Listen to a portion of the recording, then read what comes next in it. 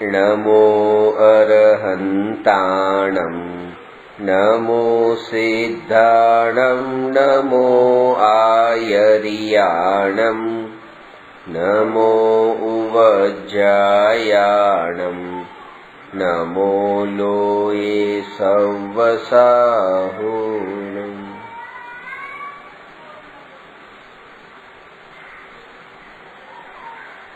प्रश्न नंबर 240 सम्यक दृष्टिनी परिणति केवी होय छे? मोक्ष मार्ग में आत्माना बे गुणनी पर्याय पर विशेष जोर आप्युं छे। एक श्रद्धा अने बीजी चारित्र।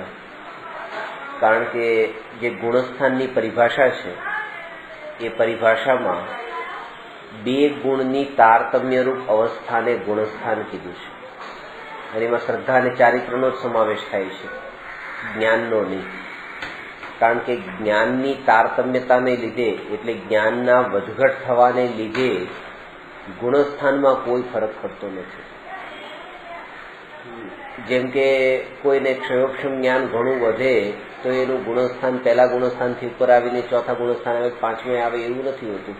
अथवा ज्ञान घटी जाए तो एनु गुणस्थान नीचे आवी जाए एवुं पण नथी। पण श्रद्धा अने चारित्र गुणनी पर्यायी साथे आ गुणस्थाननो संबंध छे। श्रद्धा अने चारित्र गुण एना कारणे एमां ज मलिनता होय छे, एमां ज निर्मलता आवे छे। ज्ञानमां क्यारेय मलिनता होती नथी। ज्ञान त्रिकाल निर्मल छे।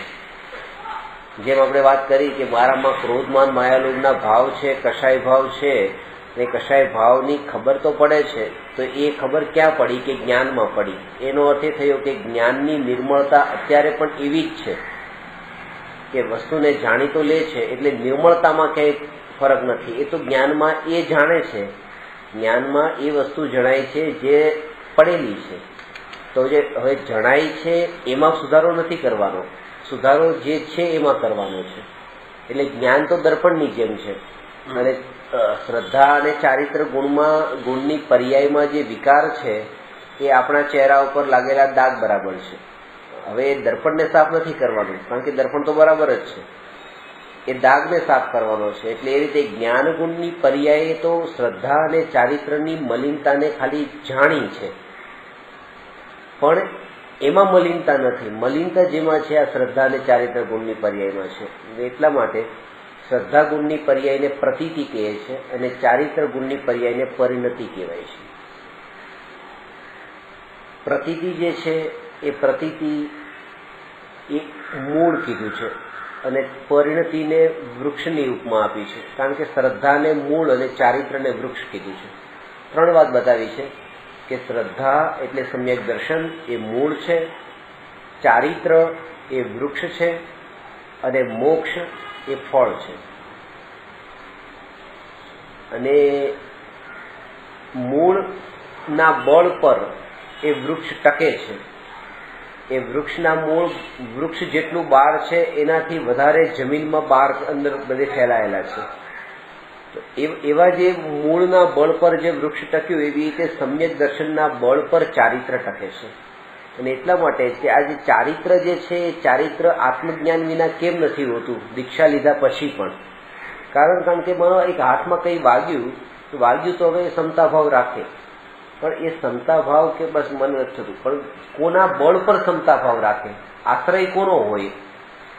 आज आपणे कोई पण शब्द बोलता होईए छे, कंई पण कहेता होईए, वात करता होईए त्यारे आपणा अंदर प्रतीतिमां मान्यतामां कंईक ने कंईक पोते आश्रय होय छे के हूँ आ छुं। जे छोकरी पहेला बीजानी गाडीमां मानो धोती हती, बीजानी गाडीने पोતું मारती हती, साफ सफाई करती हती, कचरा पोता करती हती, पण कोई एवा करोड़पति साथे एने लग्न थया एना भाग्यथी अने पछी एनी भाषा बदलाई गई। पहेला पोते आ रीते काम करती हती, हवे एम कहे छे चलो ड्राइवर गाडी निकालो। तो आज रोफथी जे बोले छे एनुं जे बोलवानुं आनुं जे आचरण आनुं जे बिहेवियर बदलाई गयुं ए कोना बळ पर? आ प्रतीतिना बळ पर के हवे हूँ करोड़पतिनी पत्नी छुं। आ बळ उपर हवे एनी आ चारित्र पलटाई गयुं।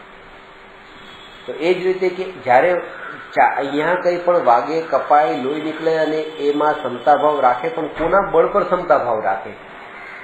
સમ્યક દ્રષ્ટિ એના બળ પર રાખે છે કે હું આત્મા છું, બસ એ બળ છે, અને એના બળ પર હવે અહીંયા જે થાય છે એની અસર નથી થતી. મિથ્યા દ્રષ્ટિને મુનિવ્રત ધારણ કરીને પણ આત્માનું બળ નથી, એટલા માટે થઈને એ સમતાભાવ ત્યાં રહી શકતો નથી, ચારિત્રનું પાલન થઈ શકતું નથી, ક્રિયાઓથી સહન કરી લેશે, પણ જે સમતા ભાવ જે કીધું એ ભાવ નહીં હોય, કારણ કે બળ નથી શ્રદ્ધાનું. એટલે સમ્યક દર્શનને મૂળ, ચારિત્રને એ વૃક્ષ એ કમ્પેર કર્યું છે. અને એ બેમાં એ બતાવ્યું છે કે મૂળને દેખી શકાતું નથી, વૃક્ષ દેખી શકાય છે. એ રીતે તમારી શ્રદ્ધા કેવી છે આત્મ પ્રત્યે, ગુરુ પ્રત્યે, ધર્મ પ્રત્યે, દેવશાસ્ત્ર ગુરુ પ્રત્યે, એ નહીં દેખાય, પણ ચારિત્ર દેખાશે. એટલે 12માં છે ચારિત્રમાં ફરક હોય. આમ એટલે શ્રદ્ધા 50% હોય તો ચારિત્રમાં 50% આવે એવું નક્કી ના. શ્રદ્ધા 100% હોય પછી જ ચારિત્રમાં અંશે અંશે આવે, પણ એના પહેલા તો ચારિત્રમાં 1% પણ ન આવે, જ્યાં સુધી શ્રદ્ધા પરિપૂર્ણ ન હોય. અને શ્રદ્ધામાં એવું હોતું નથી જેવું ચારિત્રમાં હોય છે. શ્રદ્ધામાં થોડી 10% શ્રદ્ધા થઈ છે ને 20% શ્રદ્ધા થઈ, હવે બસ 80% શ્રદ્ધા બાકી છે, એવું નથી હોતું. પ્રતિથી 100% હોય છે. કાં તો એ હોય કે શ્રદ્ધા બિલકુલ નથી, અથવા તો એમ હોય કે પૂરેપૂરી શ્રદ્ધા છે. બીજી બાજુ ચારિત્રમાં ક્રમ છે કે 25% પરિણતિ નિર્મળ હોય, પછી 50% નિર્મળ હોય, 75% નિર્મળ, એમાં ક્રમ છે, પર્સન્ટેજ હોઈ શકે. કારણ કે એમાં જે કારણભૂત છે એમાં અનંતાનુબંધી કશાય એ પોતાનું કામ કરે છે, અપ્રત્યાખ્યાનાવરણી કશાય પોતાનું કામ કરે છે, પ્રત્યાખ્યાનાવરણ કશાય પોતાનું, અને સંજોલન કશાય પોતાનું. જ્યારે અહીંયા પ્રતીતિ માટે એક મિથ્યાત્વ નામનું જે કર્મ છે એ કામ કરે છે. એટલે મિથ્યાત્વ હોય તો 100% શ્રદ્ધા મિથ્યા છે, મિથ્યાત્વ ગયું તો 100% શ્રદ્ધા સમ્યક છે. એટલે એ 100% જ એમાં કઈ બે ફેરફાર ન થાય. અને એ જ કારણ છે કે જયારે શ્રદ્ધા નિર્મળ થાય છે ત્યારે પહેલા ગુણસ્થાનથી ડાયરેક્ટ ચોથા ગુણસ્થાને જાય છે, એક સાથે, એક જ સમયમાં. સમ્યક દર્શન થતા એક સમયમાં પહેલા ગુણસ્થાનથી ચોથા ગુણસ્થાનને પ્રાપ્ત થાય છે. પણ હજુ ત્યાં અનંત અનુબંધી કશાયનો અભાવ થયો, એટલે એક કશાય ચોકડીનો અભાવ થયો, હજી 3 કશાય ચોકડી બાકી છે ચોથા ગુણસ્થાને. હવે 5મા ગુણસ્થાને બીજા એક કશાય ચોકડીનો અભાવ થયો, એટલે 2 કશાય ચોકડીનો અભાવ થયો, પણ હજી 2 બાકી છે. બીજો કયાનો કયા? અપ્રત્યાખ્યાના વર્ગનો. એટલે જે અણુવ્રતાદી ધારણ કરવા માટે જે બાધક બનવા વાળો કશાય હતો એ કશાય હવે ત્યાં ન રહ્યો. અણુવ્રત મહાવ્રતની તો એક સાથે એવી તાકાત નથી, પણ અણુવ્રત ધારણ કરી શકે. અણુવ્રત એટલે શ્રાવકોના વ્રત. જે ના ના ના રાત્રિ ભોજન વાળા એ એક જ અણુવ્રતમાં નથી આવતા. અણુવ્રતના અંદર 5મા ગુણસ્થાનમાં જે જ્ઞાની શ્રાવકના 12 વ્રત હોય છે, એમાં 5 તો અણુવ્રત હોય છે, 3 ગુણવ્રત હોય છે, અને 4 શિક્ષા વ્રત હોય છે. એને 12 વ્રત કહેવાય છે.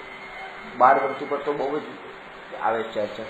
આ 12 વ્રતનું પાલન કરવાની ચોથા ગુણસ્થાનમાં જે પરિણતિ નિર્મળ નથી હોતી, 5મા ગુણસ્થાનમાં એટલી નિર્મળ થઈ.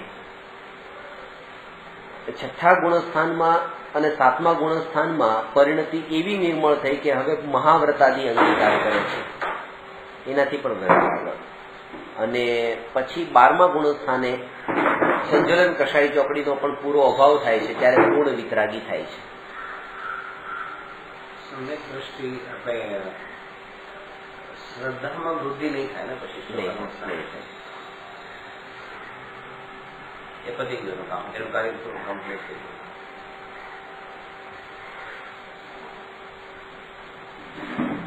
શ્રદ્ધામાં વૃદ્ધિ નહીં, શ્રદ્ધાનું કાર્ય પૂરું થયું. એક વાત એ જ સમજવા જેવી છે કે એ જે 100% શ્રદ્ધા છે એ શ્રદ્ધાના બળ પર જ હવે આ ધીરે ધીરે ધીરે ધીરે વૃદ્ધિ થાય છે.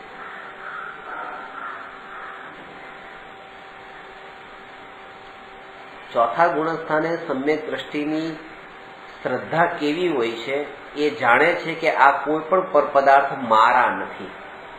એક વાત, આ ચોથું ગુણસ્થાન સમજાવવું થોડું અઘરું છે, સમજવું અઘરું છે. એટલા માટે કારણ કે 6થા 7મા ગુણસ્થાનમાં તો સમજાઈ જાય છે કે સાધુ છે જે કાંઈ પણ જગતમાં પર પદાર્થો છે એને પોતાના માનતા નથી અને પોતાની પાસે રાખ્યા નહીં, છોડી દીધા. અને અહીંયા એ કહે કે પોતાના માનતા નથી પાછા એની સાથે સાથે રહે છે. આવું કેમ? આ વાત ન સમજાય. એક બાજુ એમ માને છે કે હું આત્મા છું, બીજી બાજુ 6 ખંડને જીતવા જાય છે. એક બાજુ એમ માને છે કે પર પદાર્થમાં સુખ નથી, બીજી બાજુ 96,000 રાણીને ભોગવે છે. તો આ વાત નથી સમજાતી. પેલી વાત તો સમજાઈ જાય છે કે સંસારમાં સુખ નથી, સંસારને ભોગવતા પણ નથી. બરાબર છે.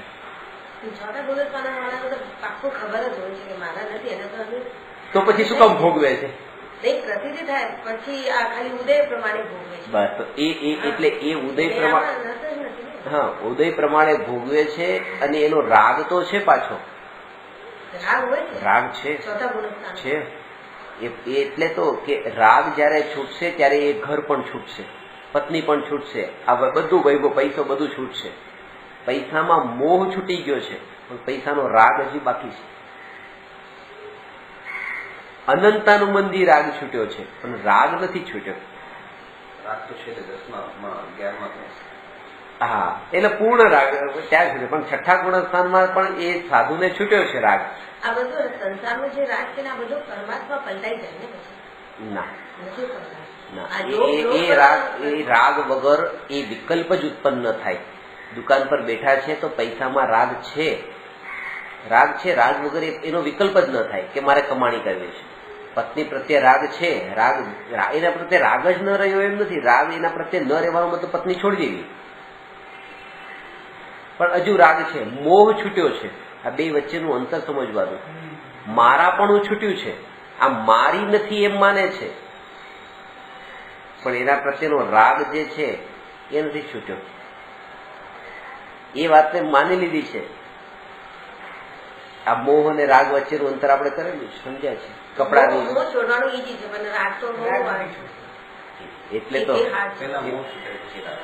કુંદાચાર્ય એ જ કહે કે આ મોહ છૂટી ગયો પણ હજી રાગ નથી છૂટ્યો. રાગ નથી છૂટ્યો એટલે તો આ સમયસર લખી છે તમારા પ્રત્યે રાગ છે કે લાવ આ જીવ પામે, તો એના માટે આ ગ્રંથ લખ્યું. એટલે મોહ છૂટ્યો પણ રાગ ન છૂટ્યો. રાગ સૌથી છેલ્લે છૂટે છે. પેલા મોહ છૂટે, પછી દ્વેષ છૂટે અને પછી રાગ છૂટે. અને એટલા માટે ભગવાનને તો મોહ પણ છૂટ્યો, દ્વેષ પણ છૂટ્યો અને રાગ પણ છૂટ્યો. પણ ભગવાનને આપણે વિત મોહીન શબ્દ નથી વાપરતા, વિત દ્વેષી શબ્દ નથી વાપરતા, વિતરાગી કહીએ છીએ. વિતરાગી ભગવાન. કારણ કે જેને રાગ છૂટી ગયો હોય એને મોહ ને દ્વેષ તો પેલા છૂટી જ ગયો હોય. સમજવા જેવી વાત છે ને. એ સૌથી છેલ્લે છૂટે છે રાગ. એટલે કહેવાની જરૂર નથી કે ભગવાન વિતરાગી છે, પછી સાથે એ કહેવાની જરૂર નથી. કોઈને એ કહેવાની જરૂર નથી કે આ કરોડપતિ કીધું પછી આ લખપતિ પણ છે ને 1000પતિ પણ છે. એ તો અંદર આવી જ ગયું એની સાથે.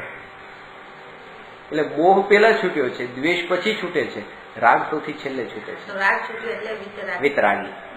વીતી ગયો છે રાગ, હવે એ વિતરાગી. બેની તો વાત જ નથી, પણ અંદર સમાવેશ સમજી લેવાનો છે, અન્ડરસ્ટુડ છે.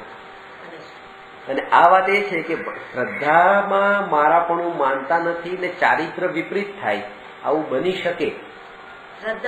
મારું પણ નથી માનતા, પણ ચારિત્ર ઉલટું છે એ નથી.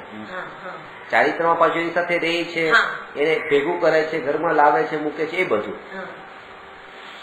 જેમ કે અત્યારે હું અમારો હાથ લઈને તમે તમારી આંખ પાસે આમ લાવું અને તમે આમ પલક બંધ કરી દીધી, પછી પાછું બીજી વાર આમ કરું તો પલક બંધ કરી દીધી. એ વખતે તમને વિશ્વાસ તો છે જ કે અમારી આંખ નહીં ફોડી નાખે. શ્રદ્ધા તમારી પાકી છે કે આંખ નહીં ફોડે, કારણ કે ખબર છે કે મારી ફોડશે તેમની પણ બે રાખવાની છે ને પછી. એટલે એ શ્રદ્ધા તો પાકી છે કે આ જયારે કોઈ આપણે આમ કરે ત્યારે આંખ ફોડવાનું નથી, તો પછી આંખ શું કામ બંધ કરીએ છીએ? આ ચારિત્ર આપણું એવું ઉલટું કેમ છે?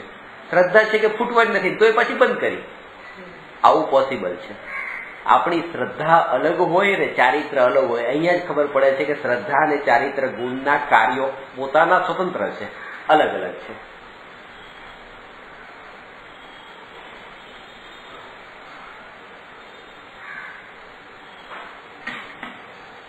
શ્રદ્ધા તો જે વસ્તુની હોય એ હોય, પછી હેબિટ તો પડી જાય છે. એ શ્રદ્ધા એ જ કે જે દ્રઢ થઈ ગઈ. શ્રદ્ધા હોય તો એ જીવને ચારિત્રમાં આવવાનું આદેશ આપે છે કે તું ચારિત્રમાં આવ ભાઈ. તો ચારિત્ર આવવાની ટ્રાય કરતા એ છે કે શ્રદ્ધામાં શ્રદ્ધા પહેલા તો અત્યારે શ્રદ્ધા દ્રઢ કરવા માટે ચારિત્રને ગૌણ રાખો, કારણ કે ચારિત્રને જો પેલા જે આગળ રાખશો ને તો શું થશે કે ચારિત્રમાં પૂરા કેરફુલ રહેવામાં તે શ્રદ્ધાની જે દ્રઢ એ નહીં રહી. એટલે કે અત્યારે એમ કે મારે મારી શ્રદ્ધાને દ્રઢ કરવા માટે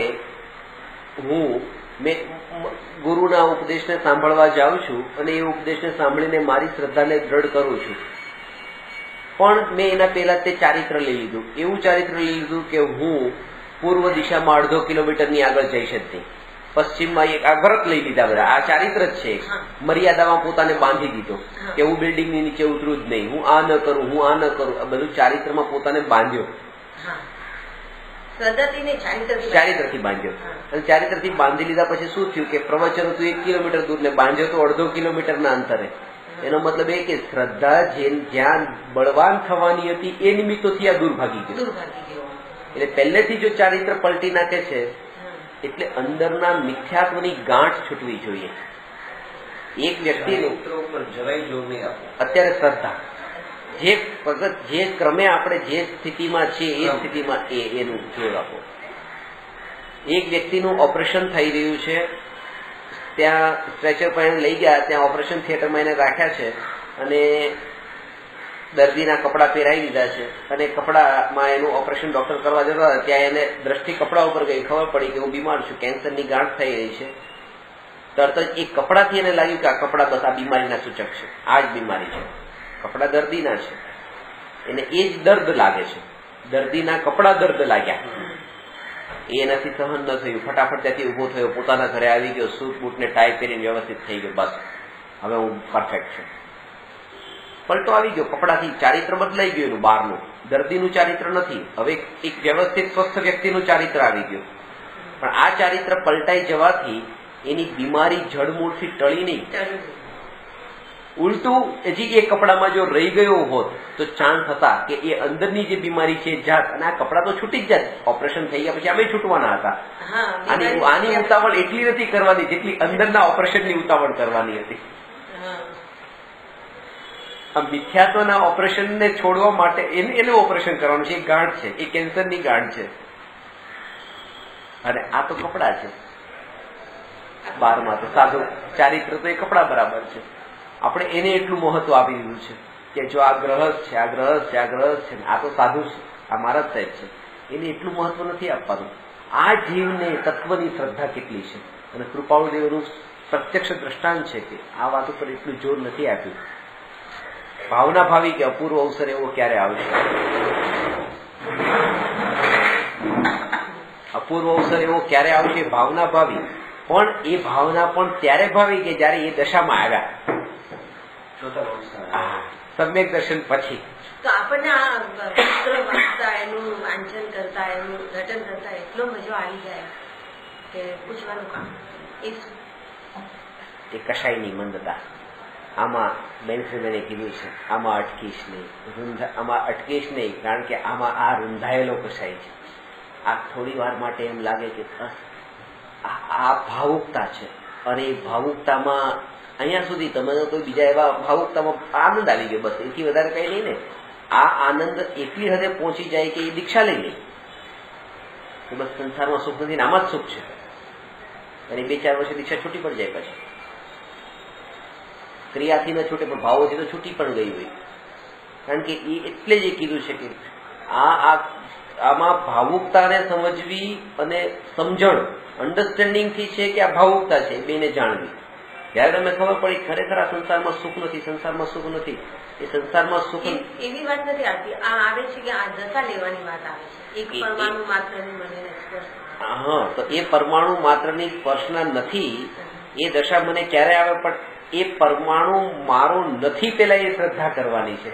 પછી ચારિત્રમાં તો ક્યારે સ્પર્શના ન થાય એ પછીની વાત છે. સંપૂર્ણ શ્રદ્ધા એટલે નહીં તો વધારે દુઃખી થવાનું થશે. કેમ ખબર છે કે જે વસ્તુમાં શ્રદ્ધાથી તમે એને મારી માની હોય અને હવે એનો મને સંગ ન રહે એવી ભાવના જો ભાવું તો એ સંગ જયારે નહીં રહે ને ત્યારે સુખ નહીં હોય, ત્યારે દુઃખ હશે. આ વસ્તુ હું શ્રદ્ધામાં એ માનું છું કે આ મારી છે અને મેં એને છોડી દીધી. હજી માન્યતામાં નહીં છોડી, પણ ચારિત્રમાં છોડી દીધી. જે વસ્તુમાં મારાપણું હોય ને એ વસ્તુ છૂટી પડતી હોય એ દુઃખ જ હોય. કોઈ વસ્તુ ટેક્સીમાં છૂટી જાય, એમાં મારાપણું તો છે ને, વસ્તુ છૂટી ગઈ છે તો દુઃખ જ થાય છે. આનંદ નથી પ્રગટ થતો, ચલો ગઈ તો ભલે ગઈ. અહીંયા અંદર બે અંદરની જ દશા છે. શ્રદ્ધા પણ અંદરની દશા છે, ચારિત્ર પણ અંદરની દશા છે. પણ શ્રદ્ધા પેલા પલટાવી જોઈએ, પછી ચારિત્ર પલટાય. વાત એ છે. આપણી એ પણ એક ભૂલ છે કે જયારે ચારિત્રનું નામ લઉં ત્યારે આપણે ક્રિયા ઉપર જ આવીએ છીએ. ચારિત્રનો અર્થ ક્રિયા નથી. ચારિત્રનો અર્થ એ પદાર્થ સંબંધી રાગાદી ભાવ, એ ચારિત્ર. અંદરનું આચરણ. હા, અંતરનું આચરણ જે છે એ પરિણતિ. પ્રશ્ન પણ એ જ છે કે સમ્યક દ્રષ્ટિની પરિણતિ કેવી હોય છે? સમ્યક દ્રષ્ટિની પરિણતિ કેવી હોય છે? એક કષાય ચોકડીના અભાવ પૂર્વક સ્વરૂપાચરણ ચારિત્ર રૂપ સમ્યક દ્રષ્ટિની પરિણતિ હોય છે. આ અસ્થિની વાત કરી કે આટલી તો પ્યોરિટી છે. ફરીથી, અનંતાનુબંધી કષાયના અભાવ રૂપ સ્વરૂપાચરણ ચારિત્ર યુક્ત સમ્યક દ્રષ્ટિની પરિણતિ નિર્મળ હોય છે. આત્મશુદ્ધતાની વાત છે. પેલા તો અનંતાનુબંધી કષાય કોને કહેવાય? અનંત સંસાર વધારે, એનું નામ અનંતાનુબંધી કષાય. બરાબર છે. પણ જે સમ્યક દ્રષ્ટિને સમ્યક દર્શન થયું એના 5 મિનિટ પહેલાની વાત કરીએ ત્યારે અનંતાનુબંધી કષાય હતો કે નહોતો? પણ અનંત સંસાર વધ્યો નહીં વધ્યો? એટલે આ ડેફિનેશન એટલી પ્રોપર નથી લાગતી, એટલી પરફેક્ટ ફિટ નથી થતી કે એ વખતે અત્યારે સમ્યક દર્શન થયું 5 મિનિટ પહેલા પણ અનંતાનુબંધી તો હતો, હવે નથી. 5 મિનિટ પહેલા હતો પણ અનંત સંસાર વધારવા વાળો આ કષાય છે, પણ એ કષાય અનંત સંસાર નહીં વધાર્યો, 5 મિનિટ પછી થયું. એની પ્રોપર ડેફિનેશન તમને બતાવું, સમજવા જેવી છે કે એકના પ્રત્યે રાગ, બીજાના પ્રત્યે દ્વેષ, પાછો રાગ, પાછો દ્વેષ, કનેક્ટેડ જે કષાય છે ને, જેમ કે એ વાત કરે છે ને કે પોતાની ગાડી પ્રત્યે રાગ, એ ગાડીને કોઈ ઠોકી તો એ પાછળ વાળા ઉપર દ્વેષ, તો એ વ્યક્તિ સાથે મને કોઈ મતલબ નતો, મેં એનો ચહેરો પણ નથી જોયો, પણ એના ઉપર દ્વેષ થયો. એ દ્વેષનું કારણ એ છે કે આના પ્રત્યે રાગ છે. એકના કારણે રાગ હોય, પછી બીજાના કારણે બીજા પ્રત્યે દ્વેષ, બીજા પ્રત્યે દ્વેષ હોય, એના કારણે કોઈ પાછા પ્રત્યે રાગ, પાછો દ્વેષ, રાગ દ્વેષ, આવી પરંપરા જે હોય ને એ કનેક્ટેડ કષાય આવા આપણને થતા હોય છે. એ કનેક્ટેડ કષાયનું નામ છે અનંતાનુબંધી નહીં, એ કનેક્ટેડ કષાયનું નામ છે અનુબંધી કષાય. અનુબંધ, લિંક વાળો. મને તમારા ઉપર ગુસ્સો છે, તો તમારા પત્નીના ઉપર એકને રસ્તા પર જોયા, એમના ઉપર ગુસ્સો આવી ગયો. તમારી ગાડી જોઈ, ગાડી ઉપર ગુસ્સો આવી ગયો. તમારું ઘર જોયું, ઘર ઉપર ગુસ્સો આવ્યો. કે અહીંયા એવું બન્યું કે તમારું નામ પણ વાંચ્યું, રસ્તો બદલી નાખ્યો, એ જગ્યા ઉપર ગયો ને, આ નામ અમારે જોઈએ નહીં. એવો ક્રોધ જે છે, આવો જે દ્વેષ છે, આ અનંતાનુબંધી ન કહેવાય, આને અનુબંધી કહેવાય. અનુબંધી. આ વાત મેં તમને બતાવી હોય તો કે એક મિત્રના પ્રત્યે એકના પ્રત્યે દ્વેષ છે, પછી એના કારણે બીજાના પ્રત્યે દ્વેષ કર્યો. કીધું કે રમેશ પરીક્ષામાં ફેલ થઈ ગયો અને એના પપ્પાએ એને ઘરમાંથી કાઢી મૂક્યો, પછી સુરેશ એના ઘરે ગયો, સુરેશને કીધું કે મારા પપ્પાએ તો મને આજે ઘરમાંથી કાઢી મૂક્યો, બહુ ગુસ્સો કર્યો. તો સુરેશે કીધું તું ચિંતા નહીં કર, હું જાઉં છું તારા પપ્પાને સમજાવું, કારણ કે અંકલ સાથે મારે બહુ સારું બને છે.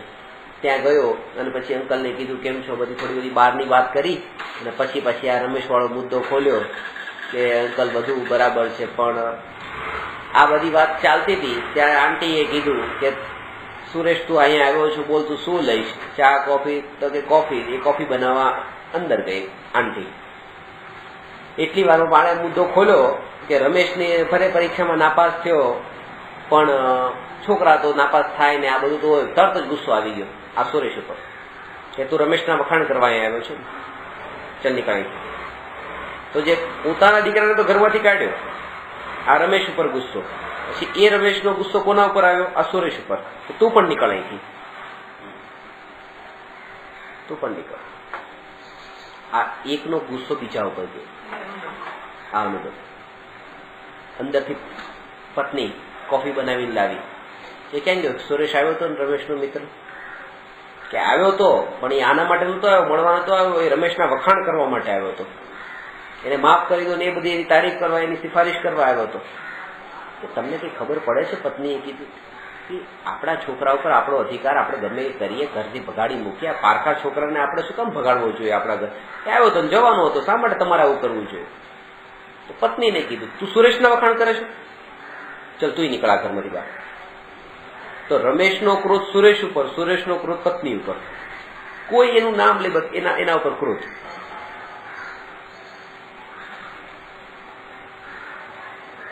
એક વાર પછી નીચે ઉતર્યા, બજારમાં વસ્તુ લેવા જવું હતું, પેન લેવી હતી. પેન લેવા માટે એક દુકાને ગયા. દુકાને જતા હતા, બીજી કઈ દુકાન હતી નહીં. જેવા દુકાન તરફ જોયું, આમ ઉપર બોર્ડ વાંચ્યું, રમેશ જનરલ સ્ટોર. નથી લઈ આ દુકાનથી પેન. રમેશ નામ વાંચતા ત્યાંથી ભાગ્યો. આ ક્રોધ, આ અનુબંધી ક્રોધ. એનું ફળ તો પછી પેલા આ પૂરી રીતે સમજી લો કે આ તો ક્રોધ બતાવ્યો, પછી એવી રીતે અનુબંધી માન, આ તો અનંત અનુબંધી તો પછી બતાવું છું અને પછી એનું ફળ બતાવું છું. હવે એક વાર જમવા બેઠા હતા, સીધી થાળી ફેંકી દીધી. એટલે શું થયું? કેમ આવું કર્યું? બસ નાલાયક રમેશ છે ને યાદ આવી ગયું. એ યાદ આવે ને ત્યાં મૂકી દો ખાવાનું. આ ક્રોધ, આ અનુબંધી, જેના વખાણ સાંભળતા ક્રોધ, જેનું નામ વાંચતા ક્રોધ, જેની યાદમાં પણ ક્રોધ, આ અનુબંધી ક્રોધ છે. આવો ક્રોધ જે રમેશ પ્રત્યેનો છે, એ ક્રોધ, એવો જ ક્રોધ જયારે પોતાના આત્મા ઉપર આવે ને, એનું નામ અનંતાનુબંધી ક્રોધ છે. અને આવો અનંતાનુબંધી ક્રોધ અનાદિકાળથી અત્યાર સુધી એક સમય માટે પણ રોકાયો નથી, ચાલુ છે. કેમ કે જેવી રીતે રમેશ પર ક્રોધ, તો રમેશનો ચહેરો જોવાનું પસંદ નથી. આ આત્મા પ્રત્યેનો એવો અનંત ક્રોધ છે કે આત્માને જોયો નહીં, આજ સુધી આત્માનું દર્શન કર્યું નહીં, સમ્યક દર્શન કર્યું નહીં.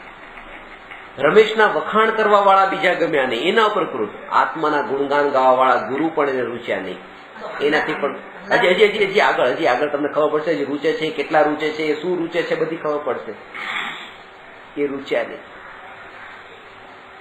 અને એનાથી આગળ કે આત્માનું નામ ક્યાંય લખ્યું હતું, જેમ ત્યાં રમેશ જનરલ, એ પણ રૂચ્યું નહીં. આત્માનું નામ લખેલા હોય એવા શાસ્ત્રો પણ એને રૂચ્યા નહીં. તો આત્માની વાત કરે તો કે આ શું આત્મા ફાત્મા બધા, એને આત્મામાં રસ નથી. એ આત્માનો અર્થ જ એ લે છે, એ જાણે ઓલો ભૂતવાળી આત્માની વાત કરતા હોય. આત્માનો અર્થ જ મોટા ભાગના લોકો ભૂત સમજતા હોય છે. આત્મા એટલે ભૂત, કે આ ઘરમાં આત્મા આવે છે, આત્મા આવે છે એટલે ભૂત આવે છે. એમ કેટલાય દિવસ ત્યાં ઘર ખાલી પડ્યું છે, અહીંયા આત્મા હતી. બસ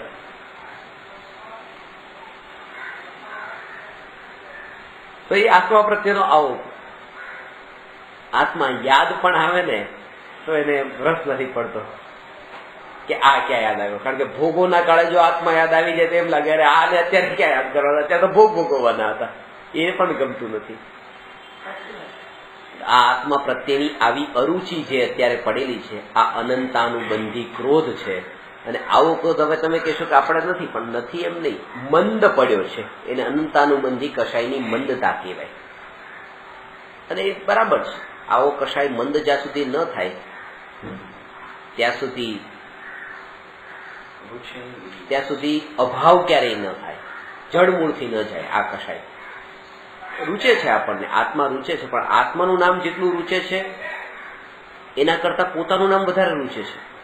હું આત્મા બહુ ગુણવાળો છે, આત્મા બહુ ગુણવાન છે, આત્માથી મહાન બીજું કોઈ નથી. અને હું એમ કહું કે ખરેખર હું આટલા લોકોને આ દુનિયામાં મળ્યો છું, પણ તમારા જેવા એટલા સરળ પરિણામી જીવ બીજા કોઈ મેં જોયા નથી. રવિભાઈ જેવા. આ એક કીધું ગુણગાન પેલા આત્માના પણ ગાયા એક વાક્યમાં, પણ એમાં એટલી અસર નથી થઈ જેટલી રવિભાઈ જેવો મહાન કોઈ નથી એ વાક્યમાં અસર થઈ. કારણ કે આત્માના ગુણગાન કરતા શરીરના ગુણગાનમાં હજી વધારે રસ છે. હજુ અનંતાનુબંધી ટળ્યો નથી, ખાલી મંદ પડ્યો છે. ટળવાનો મતલબ એ કે હવે એ મહિમા આત્માની એવી આવે કે એના ગુણગાન સાંભળતા અંદર આનંદ આવે કે આ મારા વખાણ થઈ રહ્યા છે, મારા વખાણ થઈ રહ્યા છે. અને એ વખતે એવું નથી પાછું વખાણ બંધ થઈ જાય તો પાછો હું મહાન ન રહ્યો. ત્યાં પણ એમ છે કે હું મહાન આ વખાણથી નથી, પાછો છું એટલે મહાન છું એટલે છું. એમાં કોઈની અપેક્ષા નથી પાછી કે તમે મને 2 વાક્ય કહો કે સર તમે બહુ સારા છો એટલે હું મહાન છું, એમ નહીં. એ ન કહો કે કહો જે છું એ હું છું, બસ એ માન દ્રઢ થઈ જાય છે પાછું. તો આ જે અનંતાનુબંધી કશાય છે એવો અનંતાનુબંધી માન, અનંતાનુબંધી માયા, અનંતાનુબંધી લોભ, આવા ભાવ હોય તો આ પછી જલ્દી જ્યારે સમ્યક તો થઈ ગયું, આ તો છૂટી જવાનું. બસ સમ્યક દર્શન જે પળે પ્રગટ થાય છે એ જ પળે આ અનંતાનુબંધી ક્રોધમાન માયા છૂટી જાય છે. એ જ સમયે, એમાં સમય ભેદ નથી હોતો. અનંતાનુબંધી વાળા જ ખાલી કીધા છે, બાકીના 3 કશાય ચોકડી હજી છે. અનંતાનુબંધી ક્રોધમાન માયા લોક ત્યાં છૂટ્યા. એની પેલા મન પડેલા હોય ને, એની પેલા કેવો હજી બધું બાકી છે. આ તો પ્રશ્ન ચાલશે સમ્યક દ્રષ્ટિની પરિણતિ કેવી હોય છે. આ તો પેલા એ અનંતાનુબંધી કશાય બતાવ્યો, એનું આ સ્વરૂપ છે. હવે આવો અનંતાનુબંધી કશાય આપણા અંદર પણ જે માનનો ભાવ, અનંતાનુબંધી માનનો ભાવ હોય કે પોતે એટલા ધનવાન નથી, પોતાની પાસે ધન નથી એટલે ધનનું અમાન અહંકાર પોતાનું નથી, પણ પોતાનો મિત્ર એ કોઈ એવો છે જે ધનવાન છે, આપણને એનો અહંકાર છે, એ મારી પાસે આવા ફ્રેન્ડ છે આટલા મોટા મોટા, તો એનું માન આપણે પોષતા હોઈએ. પોતે રૂપવાળા નથી પણ પત્ની રૂપવાળી છે, હું આવી રૂપવાળી પત્નીનો પતિ છું, એનું અહંકાર કનેક્ટેડ ક્યાં ક્યાં દૂર દૂર સુધી જઈએ છે. પોતે પરીક્ષામાં દર વખતે ફેલ થતા હતા પણ છોકરો પાસ થાય છે 1લા નંબરે, તો એનો અહંકાર છે જો મારો છોકરો. આ જે લિંક વાળો જે ભાવ છે ને એ આ અનંતાનુબંધી માન, આવી રીતે માયા દૂર દૂર સુધી પહોંચે, જ્યાં કોઈ કનેક્શન ન હોય ત્યાં માયા કરવા જાય. મળવાનું એને કઈ ન હોય, એની હેબિટ બની ગઈ હોય.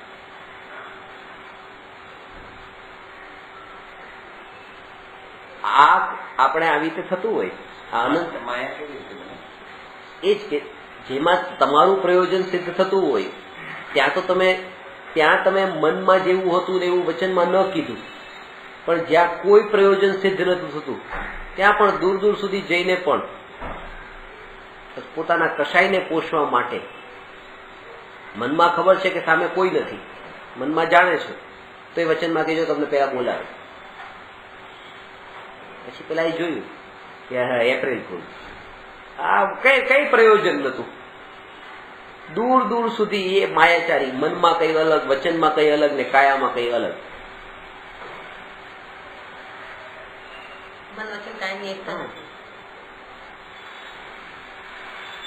અંદરમાં એમ માને છે કે ખરેખર સંસારમાં જ સુખ છે, અંદરમાં એમ માને છે કે ધન જ વૈભવ છે, પણ કોઈ સાથે વાતો કરે ત્યારે એ બધી વાતો કરે, આમ જાણે કે બસ આ તો મેલ છે ને આ છે તે છે ને એ બધી એ વાતો કરે. આ માયાચાર છે, છળ છે ખોટો. એ શુષ્ક જ્ઞાની પણ ત્યારે કહેવાય કે જ્ઞાન પાછું પાક્કું હોય. આને તો કઈક પૂરું જ્ઞાન નથી, ખાલી એટલું કે એની પાસે સાંભળ્યું પૈસા મેલ છે ને એટલે બોલવા માંડે પૈસો મેલ છે. એને તો કઈ ભાવ ભાષણ જ નથી કે શું.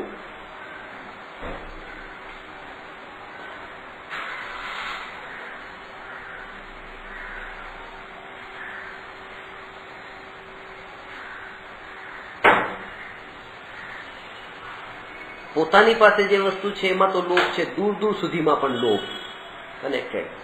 મને આ વસ્તુ મારી પાસે છે આમાં તો લોભ છે, પણ તમારી પાસે કોઈ ફોન જોયો, અરે આવો ફોન મારે પણ જોઈએ, આ મારે પણ જોઈએ, આ મારે પણ જોઈએ, દૂર દૂર સુધી આ લોભ, અવૃત્તિ. અને ત્યાં એ જ બતાવે છે કે એ દ્રષ્ટિ પર તરફ ગઈ ત્યાં એ લોભ ઉભો થયો, ત્યાં જ દુઃખી થયો. એક મારા વિદ્યાર્થી છે પેડર રોડ ઉપર, એક રૂમમાં અમે સ્વાધ્યાય કરીએ અને ત્યાંથી બાજુમાં જ તે મુકેશ અંબાણીનું બિલ્ડિંગ દેખાય છે.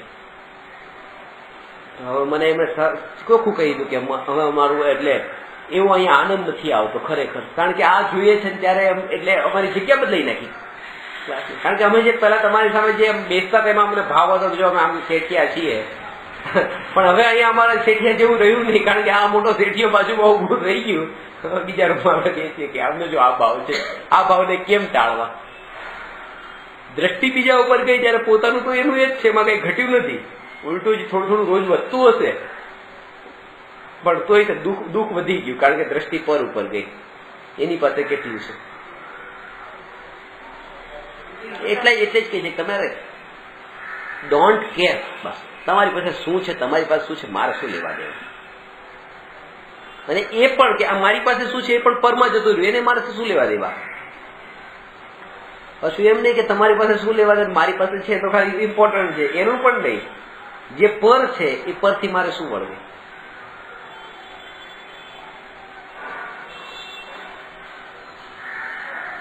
જયારે આ અનંતાનુબંધી કશાય ભાવ આપણામાં થાય ત્યારે રાગ ને દ્વેષ બંને રૂપે હોય. દ્વેષ રૂપે પણ કનેક્ટેડ હોય, રાગ રૂપે પણ કનેક્ટેડ હોય. એકનો ગુસ્સો બીજા ઉપર, બીજાનો ગુસ્સો ત્રીજા ઉપર, એવી રીતે આ પતિએ પત્નીને કીધું, માસ્તર હતા નિશાળમાં, પત્નીને કે ચાલ તું મને જમવાનું બનાવીને આપી દે, મારે નિશાળે જવું છે, જવાનો ટાઈમ થાય છે. પત્ની કે તમારે જવાનો ટાઈમ થાય, હું પૂજા કરીને આવીશ પછી જ હું નિશાળે જઈશ, પછી હું તમને જમવાનું બનાવીને આપીશ, મારે પૂજાનો ટાઈમ છે, કે મારે મોડું થાય છે. તો પતિએ કીધું એટલે પત્ની અંદર બનાવવા ગઈ. થોડી વાર પછી પતિ તો અંદર તૈયાર થયો હતો, ત્યાંથી તૈયાર થઈને બહાર આવ્યો, જોયું પત્ની કઈ દેખાણી, એને ખબર પડી કે આ તો જતી રહી છે પૂજા કરવા. ગુસ્સામાં નીકળી ગયો, નિશાળે જતો રહ્યો, નથી જમવું આજે, જવા દો, જમ્યા વગર જતો રહ્યો. પત્નીએ જમવાનું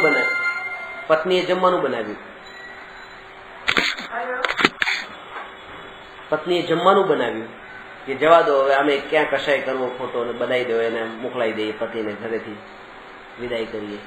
જમવાનું બનાવીને બહાર લાવી, પતિ દેખાણા નહીં, ગુસ્સામાં આવી ગઈ. આટલી મહેનત કરી, પૂજાઈ છૂટી ગઈ, જમવાનું બનાવીને ખાધા વગર જતા રહ્યા. ગુસ્સો આવ્યો, કરે શું? છોકરા ઘરે હતા, છોકરાને મારવા માંડી. ગુસ્સો, પતિનો ગુસ્સો તો છોકરા ઉપર કાઢ્યો. આવું થાય, કારણ કે ઘણી વખત આપણો ક્રોધ ક્યાંય એ વિષયોમાં ન નીકળતો હોય ત્યારે કોઈ એવી વસ્તુમાં આપણે કાઢતા હોઈએ જ્યાં પોસિબિલિટી હોય. ઘણી વખત એવું હોય કે ક્યારેક મારે તમારા ઉપર એટલો ગુસ્સો છે, તમારા ઉપર કાઢી શકતો નથી, અને બીજા પણ લિવિંગ છે એના ઉપર નથી કાઢી શકતો, ક્યારેક આની ઉપર ઉતરી આવું છું, આને ફેંકી દઉં છું. કારણ કે ગુસ્સાને ક્યાં વ્યક્ત કરે?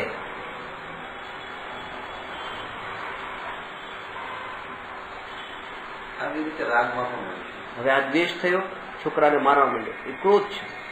ત્યાં પતિને પણ ક્રોધ છે, ખાધા વગર આવવું પડ્યું છે, નિશાળે ગયો છે ભણાવવા માટે, એ ગુસ્સો એટલો આવે છે. ત્યાં પણ પોતાના છોકરા નતા, પણ બીજાના છોકરા હતા, એને મારવા માંડ્યું. ગુસ્સો કાઢે તો ક્યાં તો કાઢે. નાની વાતમાં પછી આમ તમે કોઈ બહુ મોટી ભૂલ ક્યારે કરી બેઠા. આ તમે અનંતાનુબંધીની બતાવું છું દશા કેવી હોય. ક્યારેક તમે બહુ મોટી ભૂલ કરી અને મન તમને એ વખતે કોઈ ગુસ્સો ન આવ્યો, અને ક્યારેક નાની ભૂલ કરી અને ગુસ્સો આવ્યો. એનું કારણ એ છે કે આ લિંક એ વખતે મારી એવી તીવ્ર ગુસ્સાની ચાલતી હતી, એમાં તમે આવી ગયા લપેટમાં, કે નાની ભૂલમાં પણ મેં તમને મોટી પનિશમેન્ટ આપી દીધી. એ મોટી પનિશમેન્ટ એ બધી તમારી નથી, એ ધારા રૂપે મારી કોઈના ઉપર ચાલતી હતી ગુસ્સાવાળી, એ તમારા ઉપર ઢોળી દીધી. આવું થાય.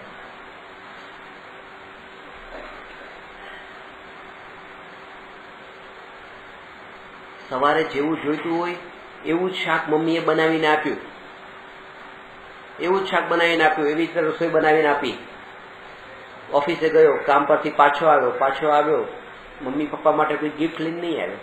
નહીં, આખો દિવસ ઓફિસમાં કામ કરીને એટલો થાકેલો હતો, ક્યારે ઘરે જાઉં, ક્યારે આરામ કરું. બીજા દિવસે મમ્મીએ જેવું નતું ભાવતું એવું શાક બનાવી નાખ્યું. ઓફિસે ગયો, ઓફિસ પછી સાંજે પોતાની ગર્લફ્રેન્ડ સાથે મીટિંગ રાખી, અને મીટિંગમાં એટલો ખુશ થયો કે લાવ, એમ થયું કે લાવ મારી મમ્મી પપ્પા માટે કઈ ગિફ્ટ લઈને જાવ. ગિફ્ટ લીધી, ઘરે ગિફ્ટ આપી લીધી. એ કાલે સારું જમવાનું બનાવીને આપ્યું તોય ગિફ્ટ નહીં આપી, આજે સારું જમવાનું બનાવીને આપ્યું તોય ગિફ્ટ આપી. કારણ કે આ ગિફ્ટ એની નથી, કોઈ એની સાથે લિંક નથી, આ લિંક અહીંની છે. જે રાગ અહીંનો હતો પૂરેપૂરો ત્યાં મમ્મી પપ્પામાં જતો હતો. આવું આપણે થાય. ઘણી વખત આપણે બહુ ખુશ હોય ત્યારે આપણે દાન પુણ્ય વધારે કરી નાખીએ, કે જેને દાન ને પુણ્ય આપતા હોય એની સાથે આપણો કોઈ સંબંધ જ એટલો ન હોય એવો, પણ એનો રાગ છે ને પૂરેપૂરો ત્યાં નાખતા હોય. આ સાહેબ નું મુખ સારું છે, હા, પેપર મૂકી દો, કામ થઈ જશે. મૂળ જોઈને એટલો એની લિંક પેલા કોની સાથે ચાલી છે બસ એ જોજો, કારણ કે એ બધી ત્યાં આવવાની છે. નાના છોકરા મૂળ જોઈને આપણી જોડે વાત કરે, એમને કઈ જોઈતું તો મૂળ જોઈએ. સાચી વાત છે. આ અનંતાનુબંધી કશાય એવો છે કે કોઈનો ખરેખર તો એ પોતાની ધારા છે આ કશાયની.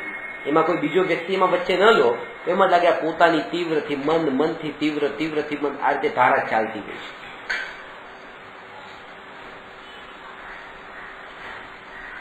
અને આનું ફળ શું છે? આનું ફળ એ છે અનંત દુઃખ. અનંતાનુબંધી કશાયનું ફળ અનંત દુઃખ છે. કારણ કે પહેલામાં તો મર્યાદા હતી. સમ્યક દર્શન પ્રગટ થયા પછી રાગ હોય, પણ પત્નીમાં રાગ છે, પણ પછી સસરામાન આમાન તેમાં એ આના કારણે રાગ નથી. આ જે અત્યારે આપણને થાય ને કે માનો કે મને પૈસામાં રાગ છે, મને પૈસા આપ્યા, મને તમારામાં રાગ થયો, જેમ આના કારણે આનામાં પણ. પછી પૈસામાં રાગ હોય પણ પછી એની સ્થિતિ કનેક્ટેડ કોઈનામાં પણ આગળ ન હોય, એનું નામ અનંતાનુબંધી રાગ છૂટી ગયો. એટલી વસ્તુ પૂરતો જ હોય. એટલે જે વસ્તુમાં આપણને રાગ હોય છે એ રાગથી કનેક્ટેડ જે કોઈ હોય એ બધામાં પણ આપણને રાગ થાય છે. એ થયો, પણ જ્ઞાનીને એ નથી હોતો. જ્ઞાનીને ખાલી એ વસ્તુ પૂરતો હોય પણ એની આગળ કનેક્ટેડ ન હોય.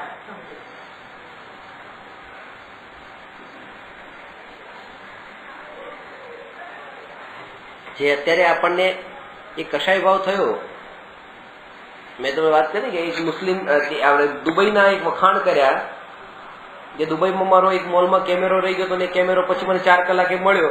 તો એક ભાઈ મેં કીધું દુબઈમાં જો આવી રીતે 4 કલાકે પણ કેમેરો મને ત્યાંથી મળી ગયો દુકાન પરથી. અહીંયા મુંબઈમાં 1 મિનિટ પણ કોઈ વસ્તુ પડી હોય, બીજી મિનિટ ત્યાં હોય નહીં. એટલે તરત જ ગુસ્સામાં આવી ગયા. મને કે તમે કે મુસલમાનના દેશના વખાણ કરો છો, તમે જૈન છો કે મુસલમાન છો એમ. તો આ અનંતાનુબંધી એટલે કે તમે એ દેશને પણ કોઈ એવા જાતિ સાથે આ જોડવા વાળી જે વૃત્તિ છે ને, એ જ અનંતાનુબંધી વૃત્તિઓ પડી છે. દરેકને સેપરેટ જો, તમે જુદા છો, તમે એને આ ખુરશી જુદી છે, તમે એને આ શરીર જુદા છે, એવી રીતે કરી કરીને બધાને જુદા જો જોવે તો એ રીતના કારણે બીજાને પછી કશાય ન થાય.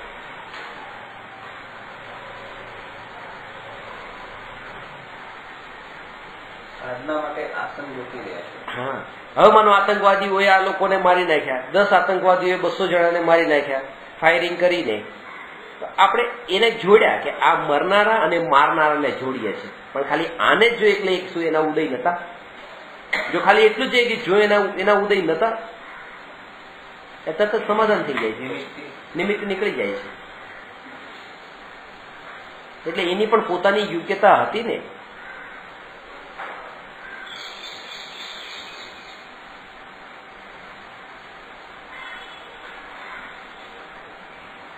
આ અનંતાનુબંધી કશાયનું ફળ તમે જે પૂછ્યું એ આ અનંત પરિભ્રમણ કરતા પણ અનંત દુઃખ જે છે એ.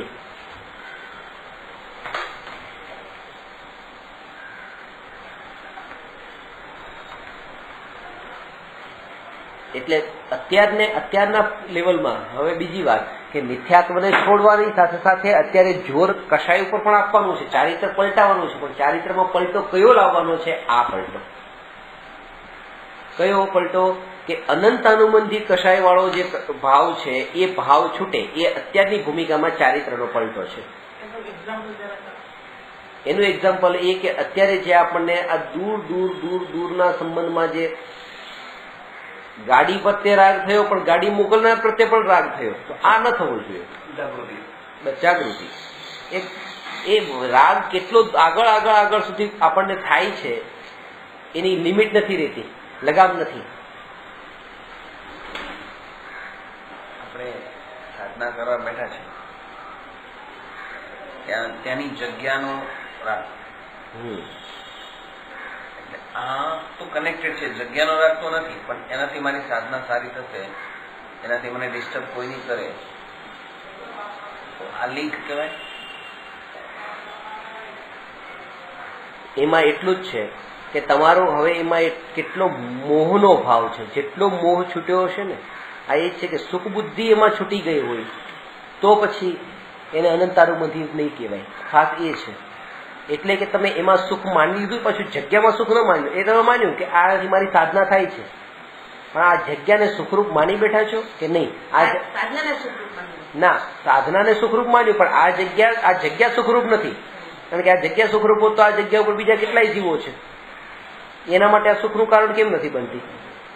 જે આપણે સિદ્ધ ક્ષેત્રમાં જઈએ કે કોઈ એવા પવિત્ર તીર્થ ક્ષેત્રમાં જઈએ તો આપણને મહિમા આવે છે કે પણ એ ક્ષેત્રનો પ્રભાવ છે, પણ એ ક્ષેત્રનો પ્રભાવ એ આપણા માટે છે, કારણ કે આપણે એમાંથી ગ્રાસ કરી શકીએ છીએ. બાકી કીડા મકોડા ત્યાં જન્મે ત્યાં જ મર્યા, એને શું ફરક પડે છે એ ક્ષેત્રથી? અરે એ ક્ષેત્ર સિદ્ધ ક્ષેત્ર છોડી દો, સિદ્ધ શિલા ઉપર જ અત્યારે અહીંયા તો પેલા હતા ને, અત્યારે તો ત્યાં છે, અને એ જ સ્થાન ઉપર ત્યાં સિદ્ધ શિલા પર નિગોદિયા જીવો પણ છે. શું ફરક પડે છે એ ક્ષેત્રનું? કઈ નહીં. એટલે બસ આપણે ગ્રહણ કરવાની શક્તિ કેટલી છે એના વાઇબ્રેશન આપણે કેટલા ગ્રહણ કરી શકીએ છીએ. મોહ નથી તો પછી અનંતાનુબંધી. મોહ ન હોય ત્યાં સુખ બુદ્ધિ ન હોય. આ એક સિદ્ધાંત છે. જયારે તમે કોઈ વસ્તુ એમ કહો કે મને આમાં મોહ નથી, એનો મતલબ કે મને આમાં સુખ બુદ્ધિ નથી. આ ડેફિનેશન પરમાનન્ટ સમજી લેજો. કોઈ પણ ફિલ્ડમાં આમાં બીજો નહીં લાગે. કોઈ વસ્તુનો મોહ છૂટી ગયો છે એનો અર્થ એ થયો કે એ વસ્તુમાંથી સુખ બુદ્ધિ છૂટી ગઈ છે. આ જગ્યા ઉપર જયારે બેસે છે ત્યારે સુખ બુદ્ધિ તો છે કે અહીંયા મારી સાધના સારી થશે. એ જ અહીંયા સાધના સારી થશે એવી સુખ બુદ્ધિનો અર્થ કે તમે સુખ બુદ્ધિ સાધનામાં એ છે, તમે એ વસ્તુમાં તમને કોઈ નથી. વસ્તુમાં સુખ બુદ્ધિ નથી, પણ એનો પરિણામ સુખ બુદ્ધિ છે. પણ એ જ છે કે જેને મોહ છૂટી ગયો હોય છે ને એને આવો ભાવ નથી આવતો. ત્યાં આ નથી આવતો. મોહ છૂટી ગયો એટલે ચોથા ગુણસ્થાનમાં મિથ્યાત્વ એ શ્રદ્ધા સંબંધી છે, અને શ્રદ્ધાનો અર્થ માનવું છે. આ તમને ખુલાસો કરી. માનવું બિલીફ. આપણી માન્યતા કેવા પ્રકારની છે એ છે. અને માન્યતા તો બિલકુલ 100% સાચી થઈ હોય કે જગતમાં કોઈ પદાર્થ સુખરૂપ નહીં ને કોઈ પદાર્થ દુઃખરૂપ નહીં. ત્યાં સમદ્રષ્ટિ એનું નામ છે. એ રાગ જ એ દશામાં જયારે આવે ત્યારે જ આપણને ખબર પડે કે એનો રાગ ખાલી હોય છે, પણ એ રાગ પણ એટલો તીવ્ર નથી હોતો. એ તીવ્ર રાગમાં શું થાય કે એ જમીનનો રાગ છે, પણ એ જમીનમાં એમ કીધું ઝાડનો રાગ છે, પણ ઝાડને કાપવા વાળા ઉપર પાછો દ્વેષ થઈ જાય છે. એવો રાગ નથી હોતો. રાગ છે. કોઈ ઝાડનો રાગ છે, કોઈ જગ્યાનો રાગ છે, ને એ જગ્યા ગાડીનો રાગ છે, પણ ગાડી ધીરે ધીરે ગાડીનો રાગ છે ને ગાડીને ટક્કર લાગી તો એના પર દ્વેષ થયો, એવો કશાય ભાવ, એવો રાગનો તીવ્ર ભાવ ગાડી પ્રત્યેનો જ્ઞાનીને નથી હોતો. તીવ્ર ભાવ નથી હોતો. બધો ગૌણ થઈ જાય, એના ઉપર ટન થઈ જાય તો એ બધો તીવ્રતા રહેતી જ નથી. કરવાની હોય તો પણ શક્તિ જ નથી. આ શક્તિ જ સાચી વાત છે.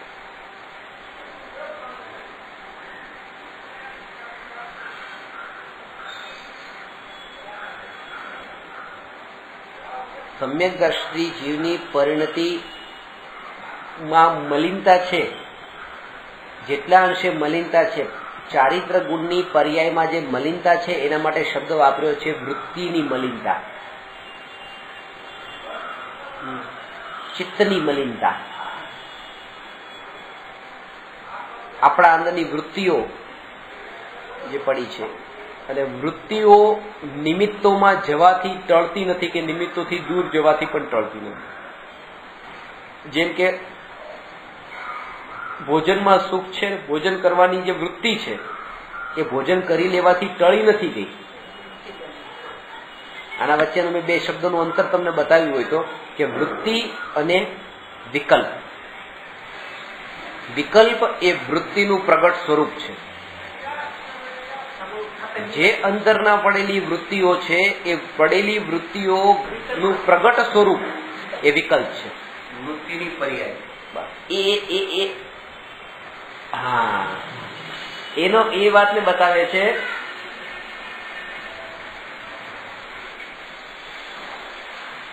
કોઈ એમ કીધું કે મને આજે એવો ભાવ આવી ગયો,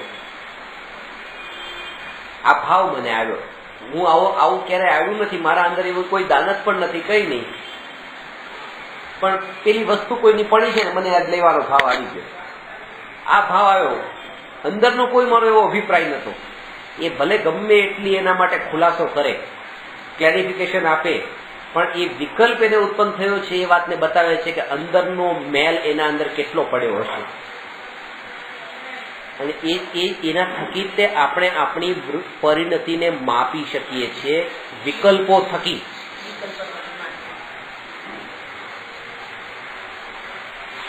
પણ એ વિકલ્પ એટલા ઝીણા ઝીણા અને એક સમયના હોય છે, એટલે એટલા ફાસ્ટ ચાલતા હોય છે, પકડી નથી શકતા. પેલી વૃત્તિઓ તો ઢગલાબંધ છે, એટલે નજીક જવું પડશે. એટલે કે ચાર રસ્તા ઉપર જે ફુવારો છે એ ફુવારામાં પાણી જે ઉછળે છે અને પાણી નીચે ત્યાં પડેલું પણ છે. હવે કાદવ કીચડ વાળું મેલું પાણી ત્યાં અંદર છે અને એ ફુવારો ઉછળે પણ છે, ફુવારા થકી એ પાણી બહાર નીકળે છે. જયારે એ મેં ફુવારાને જોયો અને ગંદુ પાણી મારાથી સહન ન થયું, એટલે તરત મેં શું કર્યું કે મેં ફુવારાની સ્વિચ બંધ કરી દીધી, ફુવારો બંધ કરી દીધો. ફુવારો બંધ થવાનો અર્થ એ નથી કે એ ચોખ્ખાઈ, એ ત્યાં પાણી હતું એ ચોખ્ખું થઈ ગયું. એટલે મારે એ કેવું છે કે વિકલ્પો જે ઉત્પન્ન થાય છે એ ફુવારા બરાબર છે અને વૃત્તિઓ નીચે પડેલી જેમ પાણી બરાબર છે. આપણે હંમેશા કોશિશ એ કરતા હોઈએ છીએ કે વિકલ્પ બંધ કરું, વિકલ્પ બંધ કરું, વિકલ્પ બંધ કરું, ફુવારો બંધ કરી દઉં, પણ ક્યારે એ કોશિશ નથી કરતા કે વૃત્તિઓને ટાળી દઉં. ત્યારે જ આવે ને, આ અંદર કચરો પડ્યો હોય ત્યારે તો બહાર આવે. અંદરનો મલિનતા કશાયનો કચરો હોય એ જ વિકલ્પ થકી બહાર પ્રગટ થાય છે. એનું ચિંતન કે એ અંદરમાં પડેલી વૃત્તિ છે એને જ્ઞાનમાં જાણે, અને જડમૂળથી ટાળવાનો ઉપાય છે, એને જ્ઞાનમાં જાણે. એનું ઇન્સ્ટન્ટ રિઝલ્ટ આપણને એ સેકન્ડે નથી મળતું, પણ મળશે. સંસ્કાર દ્રઢ આ જ કરવા કે આ વિકલ્પ હોય કે આ વૃત્તિ હોય, વિકલ્પ હોય કે વૃત્તિ હોય, એ હું નથી. પેલા તો એ જાણે આ હું નથી, હું જ્ઞાયક આત્મા છું, આ હું નથી. એના સાથે મેં આમાંય સંબંધ બાંધી દીધો છે પાછો, આ વૃત્તિઓ મારી, અને એ મારું માનીને તે વૃત્તિઓને પોષી છે પાછી. એટલે એ જ કે એને જડ મૂળથી ટાળવાનો ઉપાય એ કે એને પ્રાયોરિટી નહીં આપો. પડેલા બધા ઢગલા બંધ અંદર પડે છે,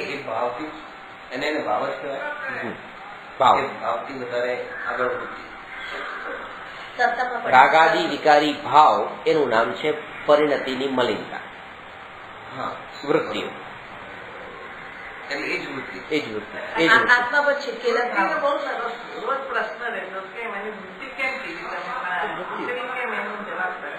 એટલે તેને હું ખાસ એ વાતને કહું છું કે તમારા વિકલ્પોને નહીં, તમારી વૃત્તિને ચકાસો.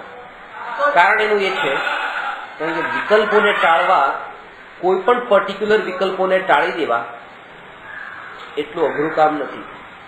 એટલું અઘરું કામ નથી. એ ભૂખ લાગી છે ને, જમવું છે જમવું છે જમવું છે, આ વિકલ્પો જે ઉત્પન્ન થાય છે એટલું અઘરું કામ નથી. 2 રોટલી ખાઈને પેટમાં નાખી દીધી, પતી ગયું, ખાવાનો વિકલ્પ ટળી ગયો. પણ ખાવાની વૃત્તિ નથી ટળી, જે અંદર પડેલી છે. પદાર્થને ભોગવી લેવાથી પદાર્થના વિકલ્પ તો ટળી જાય છે, પણ પદાર્થના સંબંધમાં જે વૃત્તિઓ પડેલી હોય છે એ નથી ટળી જતી. અને એ જેના લક્ષ્ય ટળે છે એ આત્માના લક્ષ્ય ટળે છે. એટલે એ પ્રોસેસથી આપણે આગળ વધવાનું છે. આ બહુ મોટું અંતર છે. જે એમ કહી દે છે ને, આ થિયરીમાં હું નામ નથી લેતો, પણ સમજી લેજો કે તમને ભોગવાના ભાવ ભોગવી લો, જે કરવું હોય ભોગવી લો, ભોગવી લો, બહાર નીકળી જશે કચરો.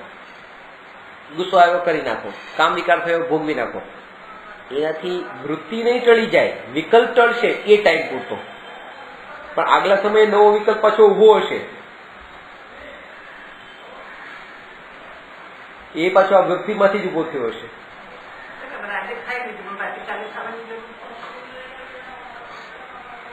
અને આ વૃત્તિઓ તો જાત જાતની છે. એક સાથે કેવી રીતે ટાળવી, એક સાથે ટાળવામાં તો બહુ અઘરું પડે.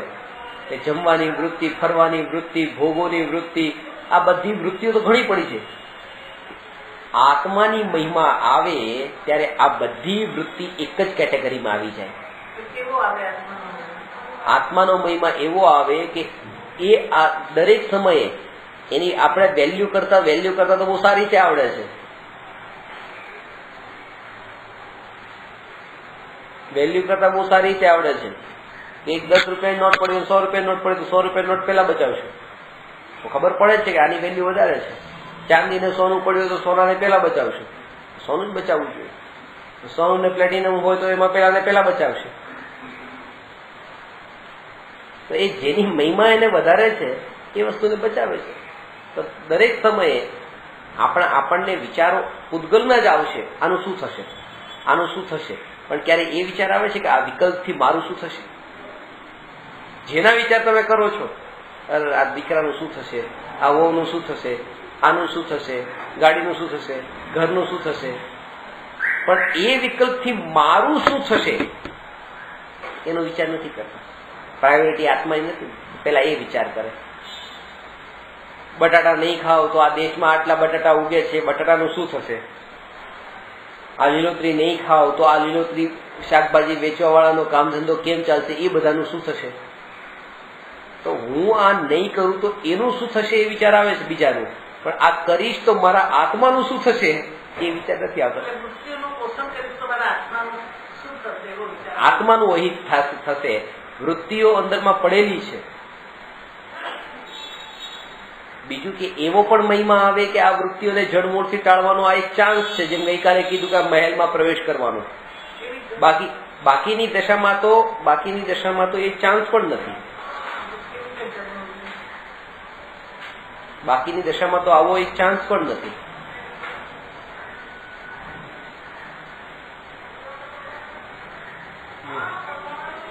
આવા જે ઉત્કૃષ્ટ નિમિત્તો, સદનિમિત્તોનો યોગ થવો, બધી પ્રકારની અનુકૂળતાઓ મળવી, એ વૃત્તિને જડ મૂળથી ટાળવા માટે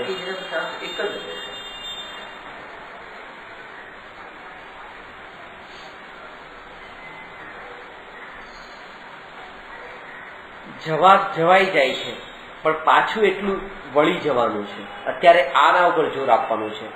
જવું જ નથી એના ઉપર નહીં, પણ પાછા વળવા ઉપર.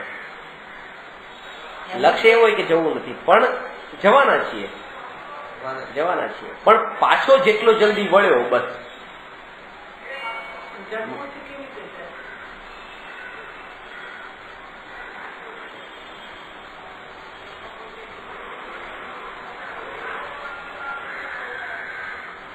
જડમૂળથી વૃત્તિ કેવી રીતે જાય? વૃત્તિ જડમૂળથી કેવી રીતે જાય? વૃત્તિ જડમૂળથી કેવી રીતે જાય? આ ભાવથી એ ન જાય. આ ભાવથી ન જાય. આના માટે સ્વરૂપનું વેદન, પ્રભાવનું વેદન જેને થયું હોય, સંવેદન થયું હોય, પ્રત્યક્ષ નિર્વિકલ્પ સંવેદન થયું હોય, એને જાય જડમૂળથી. આ થિયોરીથી બોલી લેવાથી, સાંભળી લેવાથી, લખી લેવાથી ન થાય.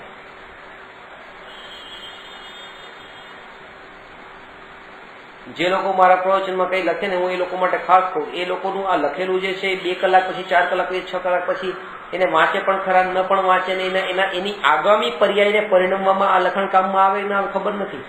અત્યારે જેને એકાગ્રતાપૂર્વક જયારે હું જે વાક્ય બોલતો એમાં સ્પર્શીને, એ વાક્યને સ્પર્શીને અંદરમાં જો ઉતરતા જાય ને, અંદરમાં એની સાથે જોડાણ રાખીને જો ઉતરતા જાય, તો એના ફળમાં એ જે નિર્મળતા એ સમયે પ્રગટ થાય, એ એને 2 કલાક 4 કલાકે હજી આગળ લઈ જશે.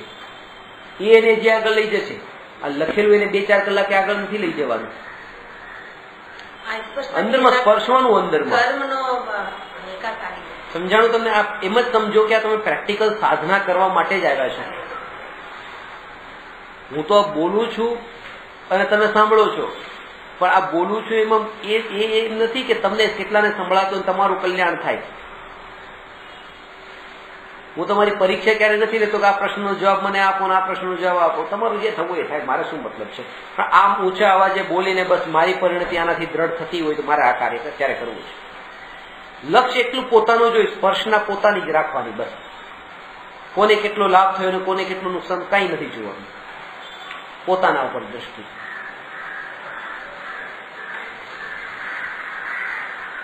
આપણે જયારે છે ને, આપણે જયારે એ વાતને સાંભળીએ છીએ, ભલે લખીએ કે ત્યારે લખીએ ત્યારે આ વસ્તુ લખેલી એમાં જ રહી જાય છે. એ જે અંદરમાં જે ઉતરી જાય ને, ભલે એક સમય માટે પણ તમે લખ્યા હોય 10 પાના, પણ 1 સેકન્ડ પણ જો આ વાતમાં એ તમને અંદર ઉતરેલી હશે તો આ હજી આગળ ક્યાંક સંસ્કારમાં બંધાઈ જશે, તો કાળાંતરે પણ ક્યાંક કમાડવામાં કારણભૂત બનશે.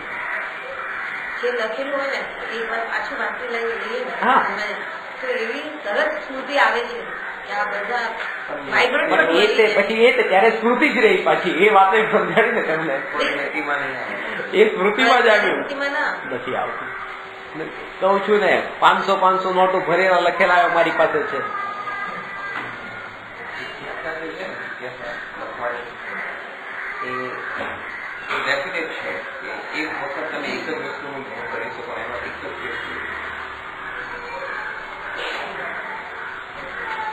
અને સમૂહસરણમાં જે પ્રત્યક્ષમાં પામેલા જીવ હતા એ જ હતા જે ત્યારે લખવા નતા બેઠા, ત્યારે પ્રેક્ટિકલ જ કરવા બેઠા હતા. ભગવાનની હાજરીમાં જે પામવા વાળા જીવ હતા.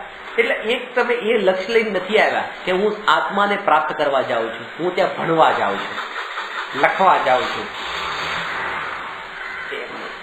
જો ત્યાં મારી આત્માની સાધના થતી હોય 2 કલાકમાં, પછી ભલે મારા ઘરે ન પણ થતી હોય, મને મંજૂર છે. એ ટાઈમે હું એ કામ પરફેક્ટ કરું,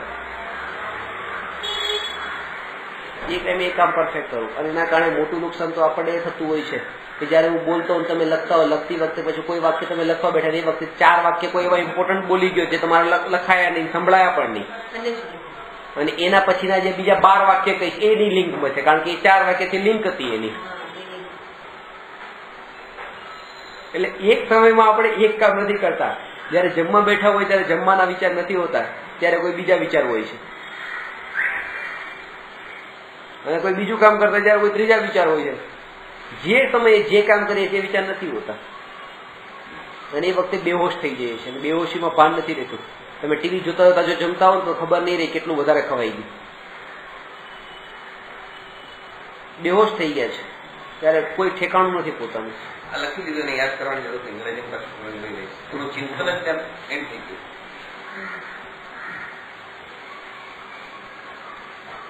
એના પછી એને રિલેટેડ 4 વાતો બી આવે ને, એ તો લખેલું છે ને પણ પેલામાં, પણ આજે 4 વાત એમાં નથી લખેલી પાછી.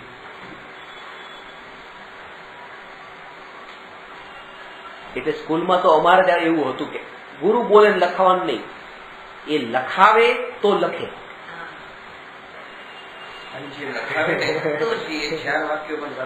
હા, એ લખાવે, જે આગળના 4 વાક્યો એ લખાવે. આપણે આને પણ છે ને મશીનની જેમ આપણે આ સાધનાને બાંધેલી છે કે જેમ મશીન ચાલુ કરવાનું છે એમ બસ હમણાં 2 કલાક પછી બેસી જવાનું છે, 2 કલાક માટે બેસી જવાનું છે, બસ પછી ઉભા થવાનું છે. આમ નથી કરવાનું. જીવનને પરિવર્તિત કરવાનું નામ છે. પરિવર્તન એટલે પૂરેપૂરું પ્રેક્ટિકલી પૂરું બદલાઈ જાય.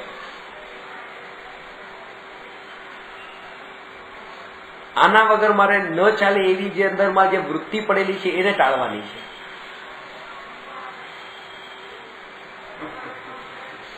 આના વગર ન ચાલે એ વૃત્તિ ટાળો. તો તમે દુઃખી નથી પછી. ભલે રાગ હોય, પસંદ રાગ હોય કે ભલે ભગવાન હોય. તમે જો સારા એવા ફ્લેટમાં રહો છો, સારા એવા સ્થાનમાં છો, એમાં દોષ છે કે નહીં? સમ્યક દ્રષ્ટિ કે છે દોષ નથી. સમ્યક દ્રષ્ટિને એમાં પણ નિર્જરા થાય છે. ઘણા બળ ઉપર એ તમને કહું.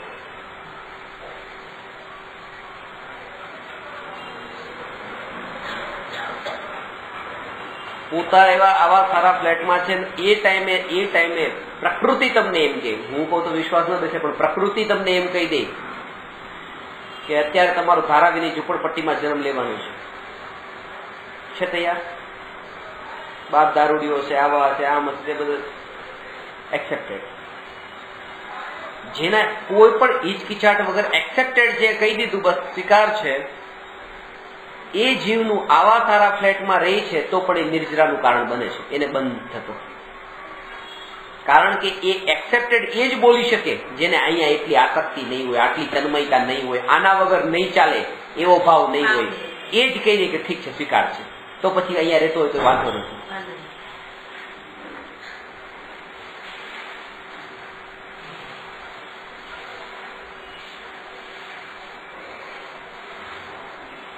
એક દ્રઢતા એવી આવી ગઈ હોય એના બળ પર.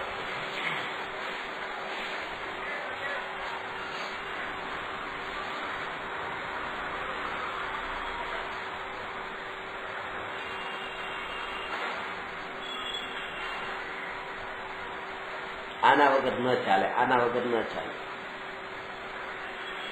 પાપડ વગર ન ચાલે. પાલનપુરી જન્મે તો એમ કહેવાય કે પાલનપુરી એક હાથમાં હીરો બીજા હાથમાં પાપડ લઈને જન્મે. એને પાપડ જોઈએ, એના વગર ન ચાલે. હીરાનો ધંધો પાપડ ખાવા માટે, પાપડ બધું ન હોય, દાળ ભાત શાક ન હોય ચાલે, પણ પાપડ વગર ન ચાલે. આ ન ચાલે, આના વગર. હા જો આના વગર ન ચાલે છે ને.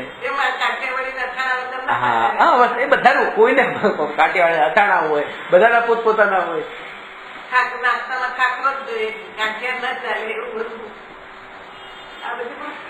ગુજરાતી લોકો એમ કે આ ખાખરા વગર ન ચાલે. હિન્દી મારવાડી પંડિતો આવે છે ને બધા એમ જ કે આ ગુજરાતી લોકોને વાસી રોટલી વગર ન ચાલે. વાસી ખાખરા એટલે વાસી રોટલી કે बासी रोटी के बिना उनको चलता ही नहीं है. कचरो गिरने का खाखरा बासी रोटली के.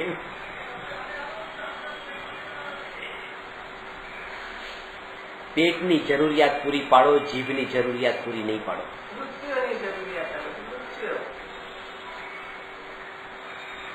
પેટને આહારની જરૂર, જીવન જીવવા માટે પેટને કે આહારની જરૂર છે તો આપો, 2 રોટલી આપો.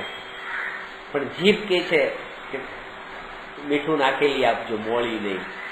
ગરમ ગરમ આપજો, બળેલી એવી ન હોય જોઈએ વાસ આવે. કાળી નહીં, આમ થોડી શેકેલી. સ્પર્શ, રસ, ગંધ, વર્ણ બધી પર્યાયો એટલી પરફેક્ટ ઇન્દ્રિયો માંગે છે.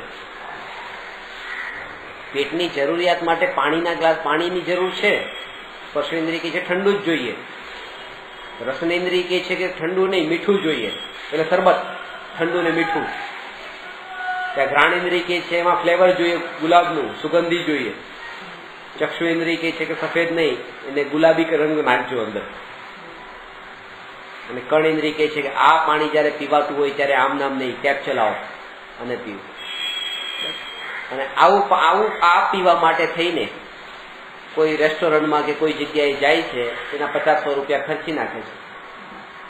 આ પેટની જરૂરિયાત માટે નથી, પેટની જરૂરિયાત રૂપિયાના પાણીના ગ્લાસમાં પણ થઈ શકતી હતી. આ 50-100 રૂપિયા કમાવા માટે પછી કેટલું ખોટું બોલાય. એ બધા પાપ પાછી આવી હતી ઇન્ક્લુડ છે આ 5 ઇન્દ્રિયના વિષયોની પૂર્તિ માટે.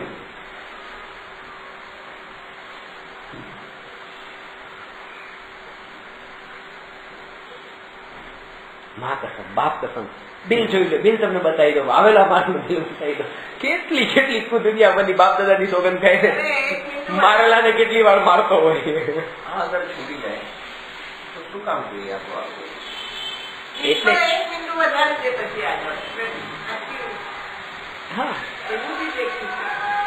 પછી આ મિથ્યાત્વ તો દેહથી સ્ટાર્ટ કર્યું છે. દેહથી શરીર છે, પોતાની ઓળખાણ જ. હમણાં જેમ કીધું કે આ નામને કોઈ એમ કહી દે તો અસર થાય, બસ ત્યાં જ મિથ્યા શરૂ ત્યાંથી જ થઈ ગયું છે. એટલે જેને ખરેખર એ લક્ષ્ય નક્કી થઈ ગયું ને કે મારે સુખી થવું છે, મારે સુખી છું બતાવવું નથી, દુનિયાને જે વિચારો એ વિચારે, આઈ ડોન્ટ કેર, જે કરવું એ કરે, તો પછી એને એટલી આકુલતા પણ નહીં થાય. એટલી આકુલતા નહીં થાય.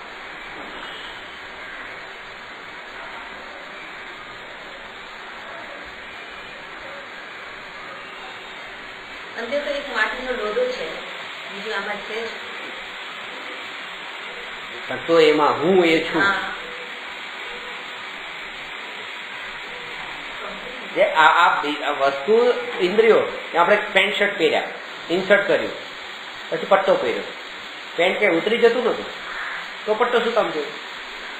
કોઈ પ્રયોજન નથી હોતું એનું, કોઈ પ્રયોજન નથી હોતું પટ્ટો પહેરવાનું, પણ તોય ઇન્દ્રિયોના પોષણ, આ વૃત્તિઓને પોષીએ છીએ, બીજું કઈ નહીં. આવા હવે એ ભલે 200 રૂપિયાનો પટ્ટો આવે, 200 રૂપિયા કમાવા માટે પાછું ખોટું બોલ્યું, આ અપ્રયોજનભૂત થઈ ગયું. આ આપણે કરતા હોઈએ છીએ, થતું હોય છે. એ ટાઈમે આ જાગૃતિ નથી હોતી ને એટલે આવા પાપમાં વહેતા જતા હોય. લિમિટ નથી આવતી, એની ગુલામી નથી કરવાની. વસ્તુની જરૂરિયાત પડે. મારવાડી સમાજમાં બધી બંધાઈ જાય, કરોડ રૂપિયા કમાય. 1 કરોડ રૂપિયા કમાવા માટે કેટલા પાપ કરે? ભલે ચડાવ બોલી દે એક વાર. એટલે જ તેને એક મહારાજ સાહેબ કહે છે કે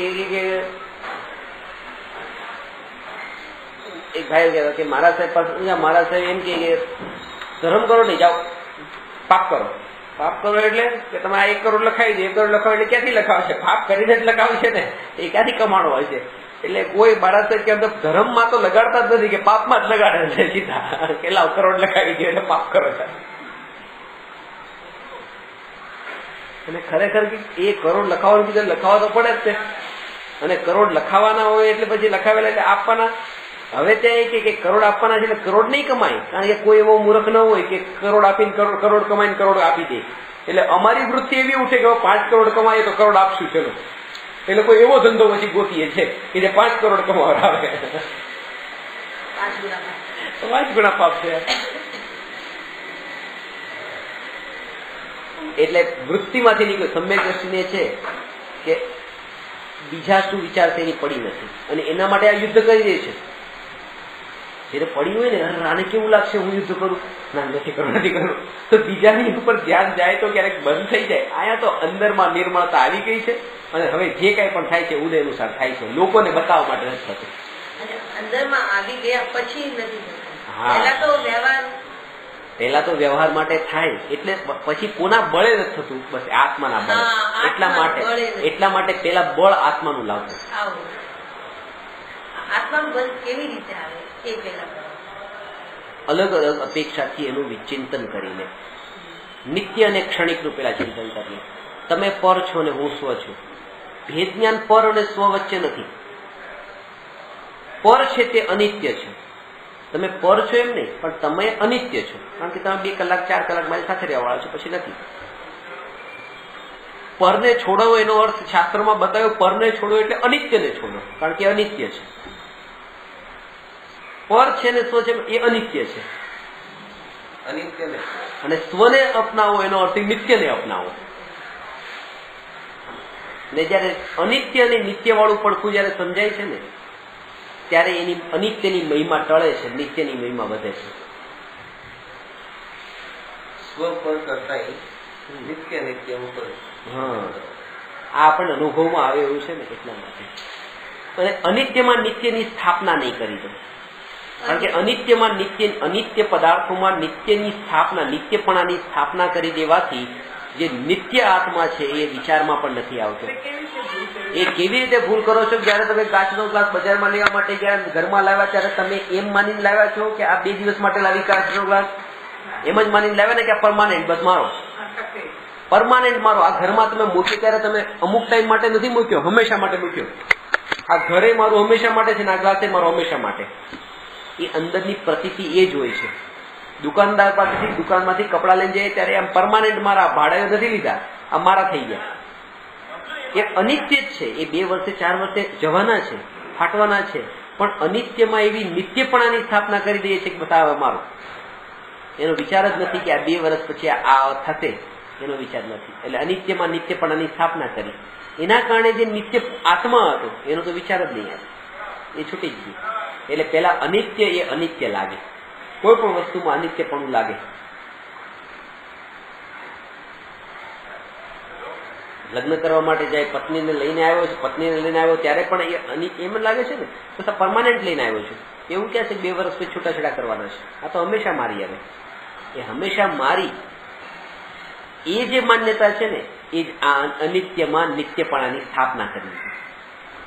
આ માન્યતા ખોટી છે.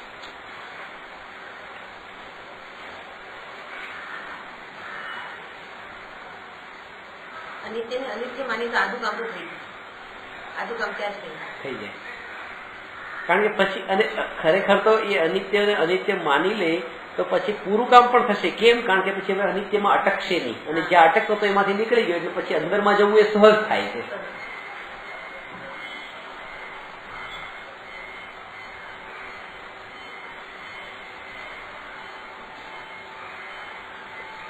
અંદરથી એવું બળ આવવું જોઈએ કે આ અનિત્ય જ છે, અને હું નિત્ય જ છું.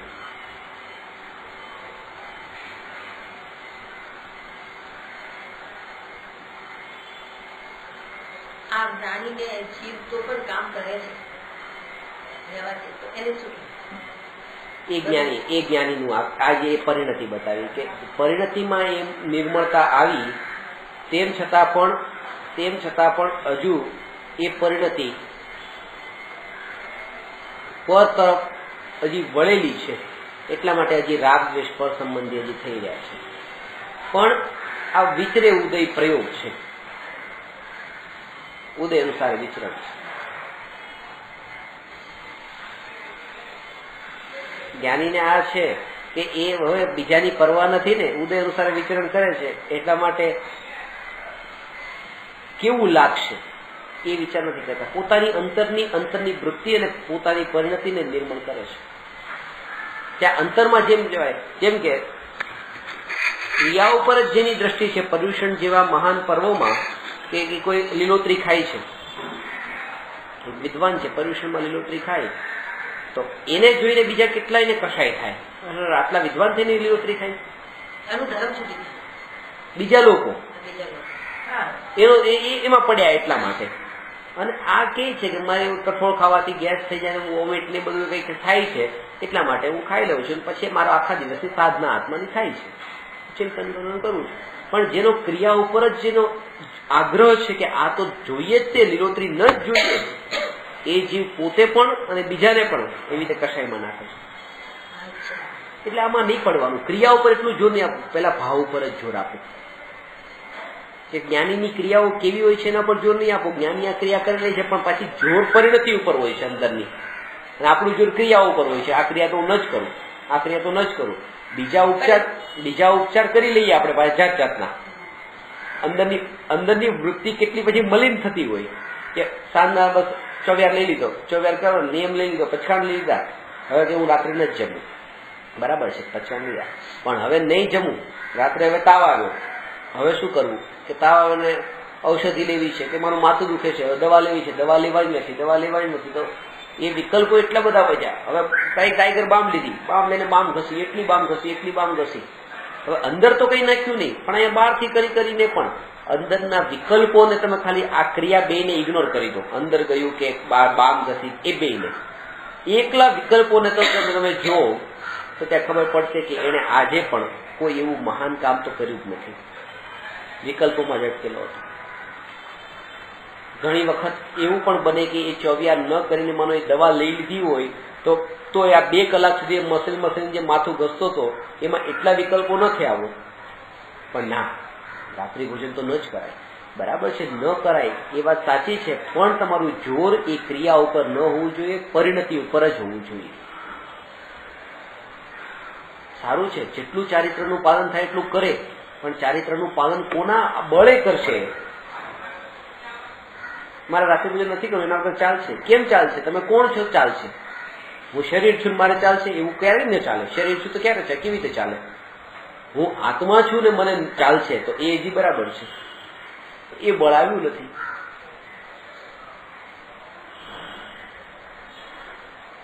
પહેલેથી સંસ્કાર જ બાળકોને આપણે આવા આપીએ છીએ. અત્યારે નહીં સમજાય, અત્યારે તો ખાલી ક્રિયા શીખવાડી દે, આગળ જઈને સમજાય, મરે ત્યાં સુધી ન સમજાતું.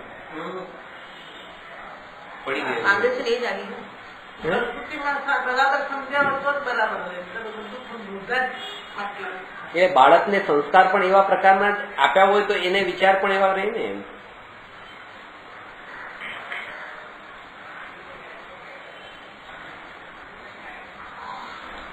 સ્ટાર્ટિંગમાં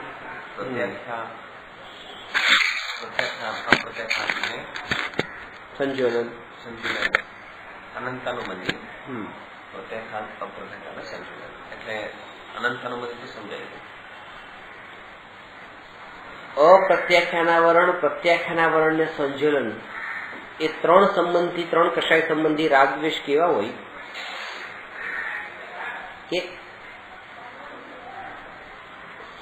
પરિણતિ નિર્મળ તો થઈ છે, અનંતાનુબંધી કશાય ટળ્યો છે, આ જગતમાં કઈ મારું નથી એવી શ્રદ્ધા પણ દ્રઢ થઈ છે. પણ ચોથા ગુણસ્થાને પણ હજુ એને છોડી શકતા નથી થોડું પણ.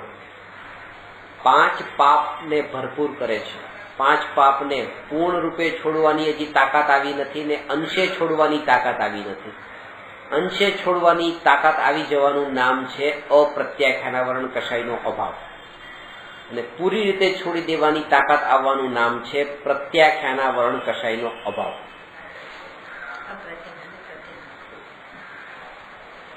એટલે કે અણુવ્રત ધારણ કરવાનું બળ આત્મામાં પ્રગટ થવું, પરિણતિ નિર્મળ થવી, એનું નામ છે પ્રત્યાખ્યાનાવરણનો અભાવ, અપ્રત્યાખ્યાનાવરણ. અને પ્રત્યાખ્યાનાવરણના અભાવનો અર્થ કે મહાવ્રત, મુનિવ્રત ધારણ કરવાનો.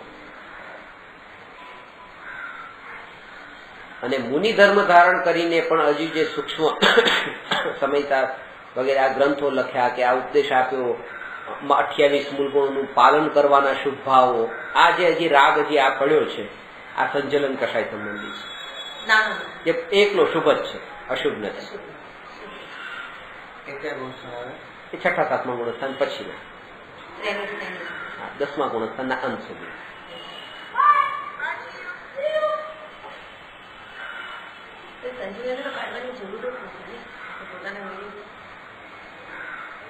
બરાબર છે.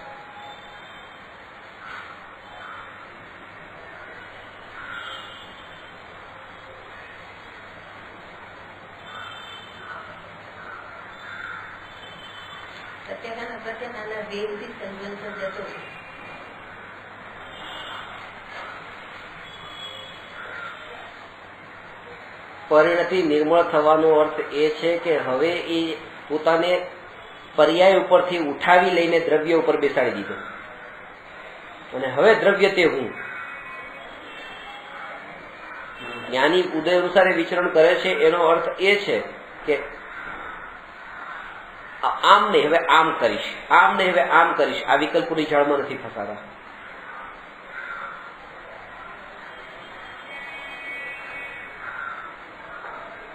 એક ભાઈને ત્યાં જાઉં છું ને એમણે મારું અપમાન કર્યું એટલે હવે બસ બીજી વખત ત્યાં નહીં જવું. જ્ઞાની એમ નહીં કે. જ્ઞાની કહેશે કે જો એવા ઉદય હશે તો 50 વારે જવું પડશે ત્યાં, હું નહીં જઉં એમ નહીં. આનું નામ વિચરે ઉદય પ્રયોગ. આમ નહીં જ કરું, આમ નહીં, ઉદય અનુસાર જેમ હશે એમ થશે, હું એની બહુ પરવા નથી કરતો, હું જ્ઞાયક છું. દ્રષ્ટિ આત્મા ઉપર હોય છે. આ ઘટનાને એટલી મહત્તા નથી આપી, કારણ કે હવે આવું નહીં જ કરું. આ મારા જગ્યાએ ગયો કાલે મારું આમ અપમાન કરી નાખ્યું, આવું મારે સાંભળવું, આવું મારે નથી સાંભળવું. એનો મતલબ હજી ન્યાયિક પર દ્રષ્ટિ નથી. ન્યાયિક ઉપર દ્રષ્ટિ જયારે આવે તો તમારે જે કરવું એ કરો, ઉદય અનુસાર, બસ ઉદય અનુસાર, બધું ઉદય અનુસાર જેમ હશે એમ થશે. આવું બળ આવવું જોઈએ.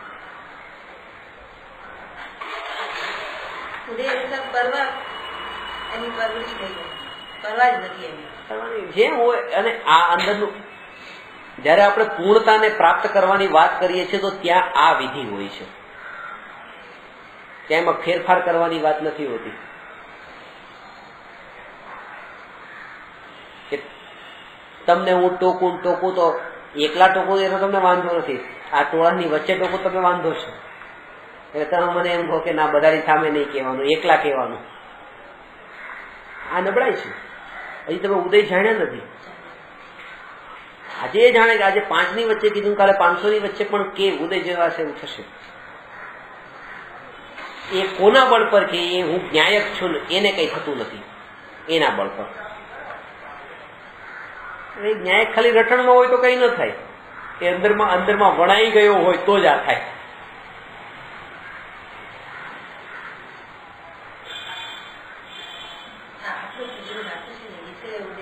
વિચરે ઉદય પ્રયોગ છે. 5 લક્ષણો જે સદગુરુના બતાવ્યા છે એમાંનું આ એક લક્ષણ છે. પહેલું આત્મજ્ઞાન, બીજું સમદર્શિતા, ત્રીજું વિચરે ઉદય પ્રયોગ, ચોથું અપૂર્વ વાણી અને 5મું પરમ સ્વરૂપ. આ સદગુરુના લક્ષણ છે. આત્મજ્ઞાન, સમદર્શિતા, વિચરે ઉદય પ્રયોગ, અપૂર્વ વાણી, પરમ સ્વરૂપ, સદગુરુ લક્ષણ યોગ્ય. પ્રકરણ પણ એ જ છે, એનો અર્થ તમને બતાવું.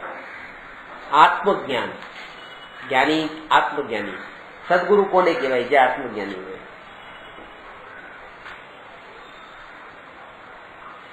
આત્મજ્ઞાની એટલે આત્માને જાણતા હોય એમ નહીં. આત્મજ્ઞાની એટલે આત્માની અનુભૂતિ જેને થઈ હોય એ કે ખાલી જ્ઞાનનો અર્થ ખાલી જાણવું નહીં, એ અનુભૂતિ.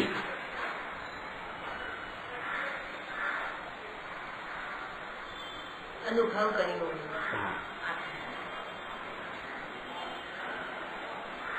અનુમાન પ્રમાણથી લઈને એ અનુભવ સુધી પહોંચ્યો હોય.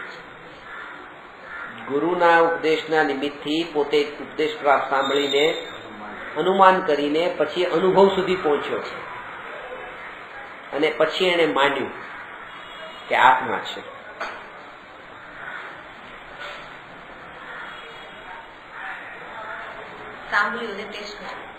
આત્મા છે એટલું જ ખાલી જાણવાનું નામ આત્મજ્ઞાની નથી.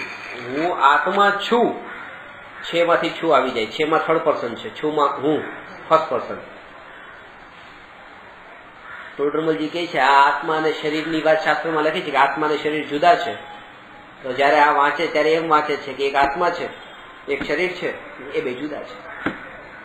પણ એમ નથી જાણતો કે આ આત્મા એ હું છું અને આ શરીર આદિથી જુદો છું, એવું એ નથી જાણતો. એના માટે થઈને એ વાંચતો શીખતો હોવા છતાં પણ એ એનું ફળ નથી પ્રાપ્ત કરતો.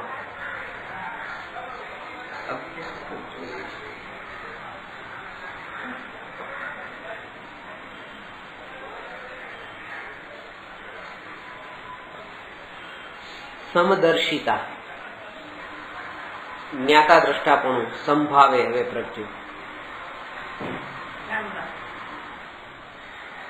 જાણનાર પણ એ જાણનારમાં હવે આ જે રાગ દ્વેષના જે ભાવ ને તરંગો જાગૃતિ છે, ક્યાં ક્યાં એ ભાવો હજી થઈ રહ્યા છે, એમાં સમદ્રષ્ટિ ખબર છે. પછી જે પર્યાયમાં જે મલિનતાઓ પડી છે એ પણ ખબર છે. અને એની જાગૃતિ એ જ પુરુષાર્થ છે. જાગૃતિ ઉપર લક્ષ હોય, પરિણિતિ ઉપર થાય. અને વિચરે ઉદય પ્રયોગ, ઉદય અનુસારે વિચરણ કરે છે. ઉદય અનુસારે વિચરણ કરે એટલે આડેધડ ગમે તેમ વિચરણ કરે એમ નહીં.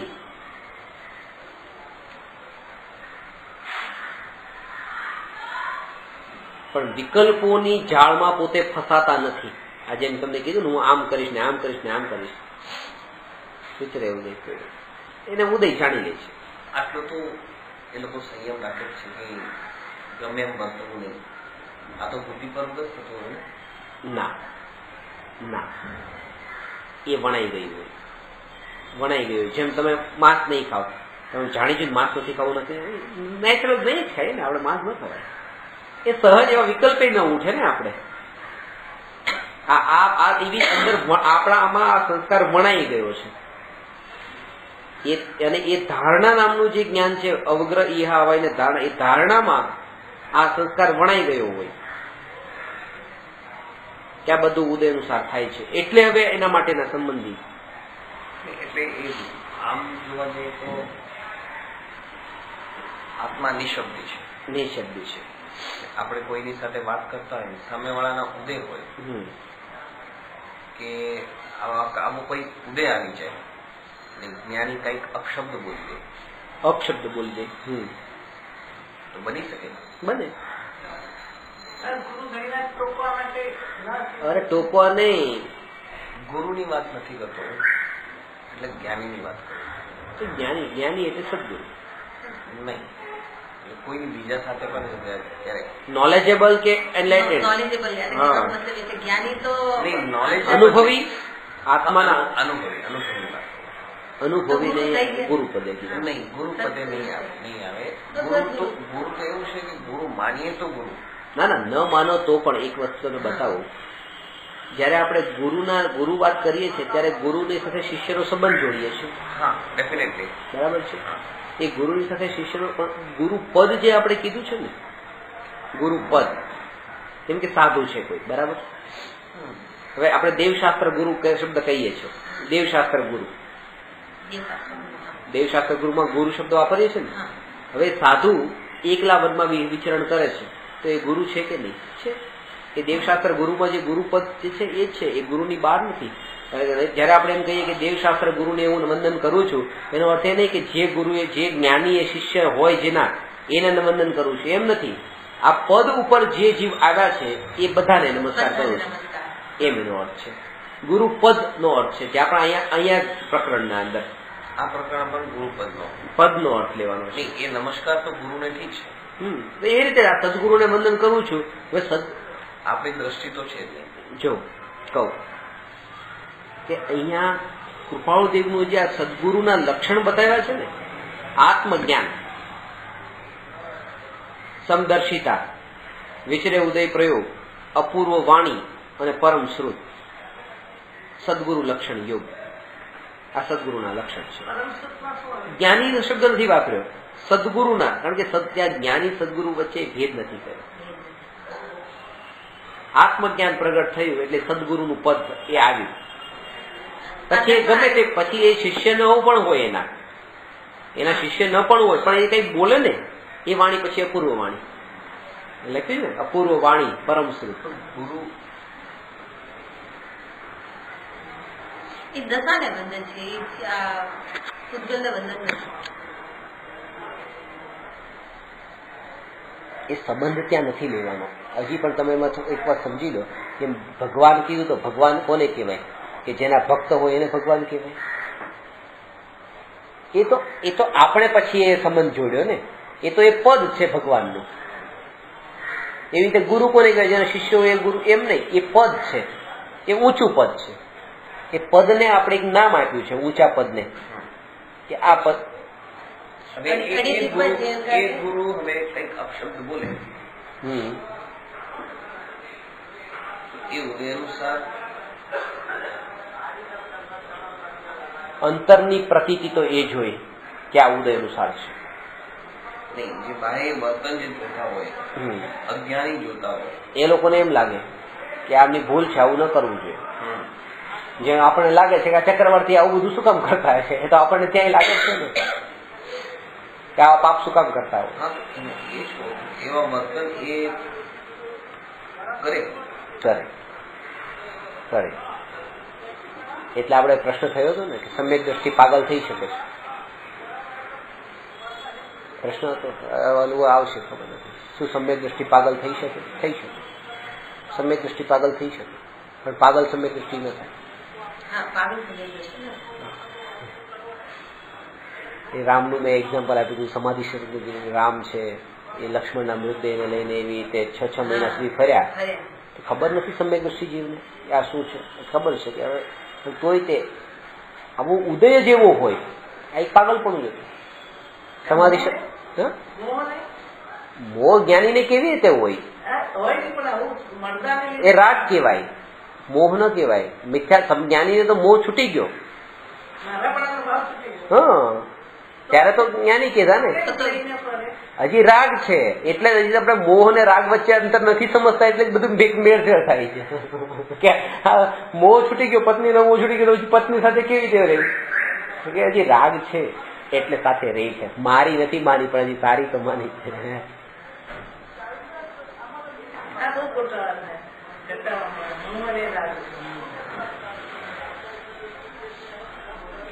મેં તમને એક્ઝામ્પલ આપ્યા ને કેટલા તમારા ઘરમાં તમને મોહે છે ને રાગે છે. તાજમહેલમાં મોહ નથી પણ રાગ છે. મારો નથી પણ સારો તો છે ને. આ અંદર જ છે બધું.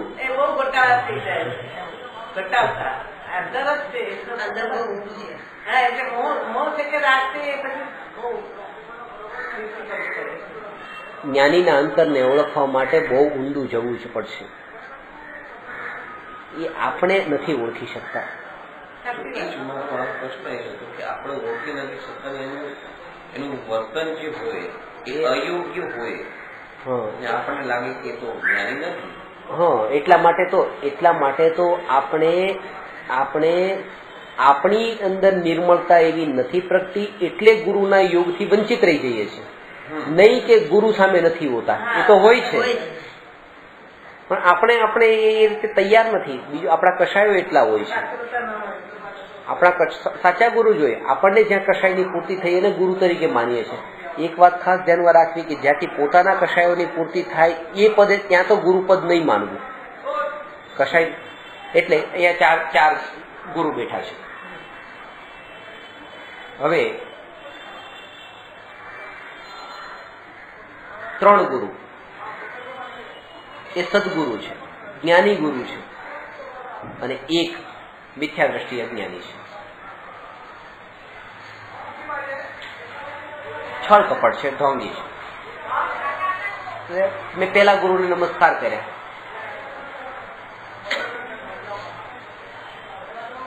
એમને આશીર્વાદ છે કોઈ ભાવ જ ન અંદરમાં લીધા તો આશીર્વાદ આપ્યા જ નહીં.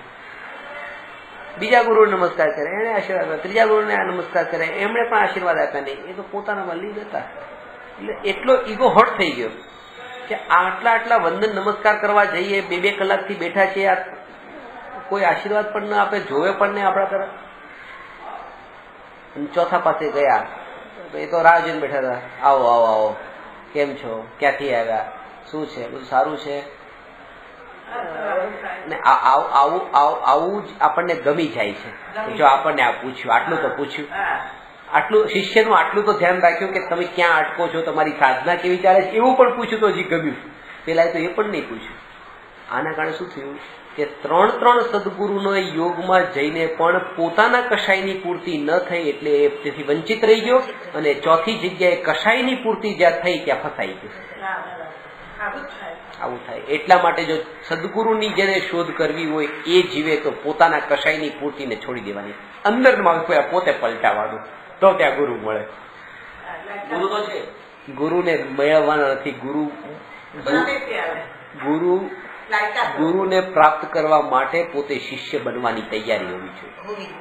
અને શિષ્યના લક્ષણો એને જાણવા જોઈએ કે શિષ્ય કેવો હોય, ગુરુ કેવા હોય નહીં.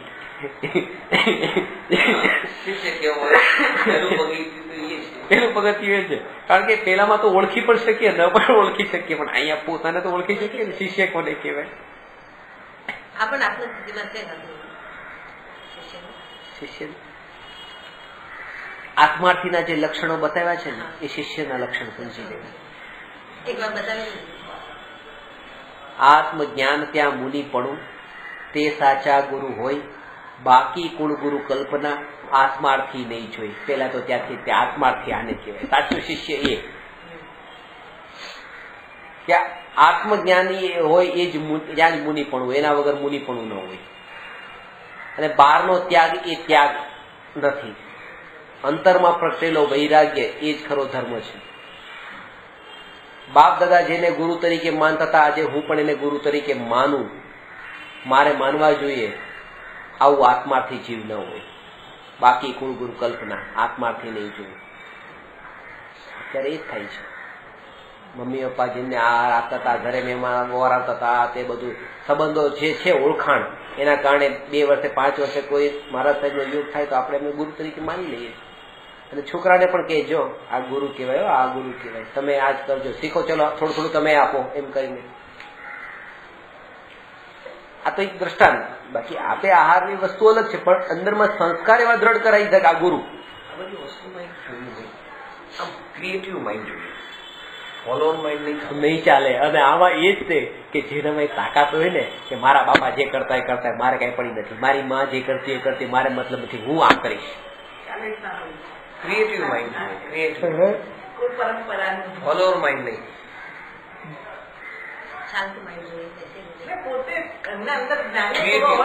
પોતાની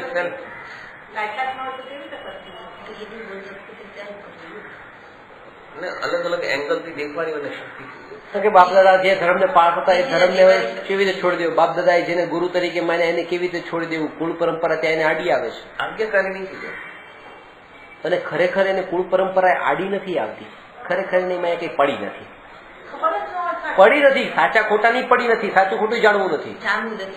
એને ચાલે જેમ ચાલો ચાલવા દો, એને કઈ મહત્તા જ નથી આપી. બાકી કુળ પરંપરાની થોડી પડી છે. કુળ પરંપરાની પડી હોય તો બાપ દાદા ધોતી ને જબ્બો ને ટોપી પહેરતા હતા. પેલા ઘોડા ગાડીમાં જતા હતા, હવે આ ગાડીમાં શું કામ જાય છે? ત્યાં બાપ દાદાની એટલી પડી હોય તો બાપ દાદાની પરંપરાને તોડે જ નહીં, પણ તોડી નાખી ને. બાપ દાદા એ ધોતી પહેરતા, ધોતી નીચે ચડ્ડો પહેરતા, ધોતી નીકળી ગઈ, ખાલી ચડ્ડો રહી ગયો, અડધો ચડ્ડો પહેરી બધા ફરતા હોય. તો બાપ દાદાની પરંપરા તોડી.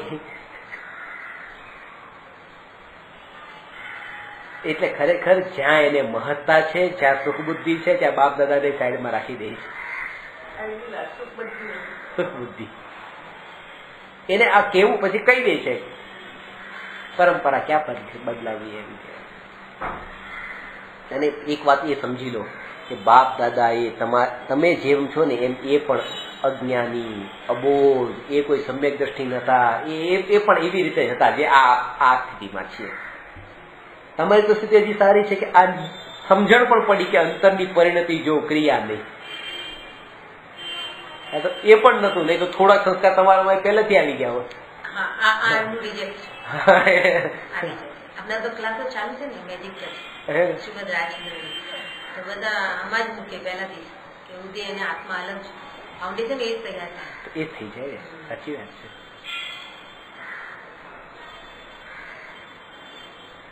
આપણે પહેલેથી એવા જ વણાયેલા છીએ એટલે સંસ્કાર જ એવા બંધાઈ ગયા. અને હજુ મળ્યું છે પણ એને પ્રાપ્ત કરવાની હજી એવી ઝંખના નથી. હજી પેલોમાં હજી થોડો થોડો રસ પડી જાય છે. કરવું નથી, ખરેખર નથી, અંદરથી એટલો પુરુષાર્થ નથી ઉપડ્યો. બાકી બધા જ બાના છે. પુરુષાર્થ નથી ઉપડતો, બાકી બધા બાના છે. એ પણ જે તમારી મેજિક સ્કૂલ છે ને, એ આપણે સ્કૂલ જઈ આવ્યા છે બધા, 10મી 12મી 15મી કરી આવ્યા છે. એ જ્ઞાન ક્યાં છે આપણી પાસે આજે? આચરણમાં લે તો જ્ઞાન, અને જ્ઞાન તરીકે જ્ઞાનમાં જ રાખો તમે. એ વખતે એવું ત્યાં તમને કક્કો આવડે છે? કક્કો, ક ખ પછી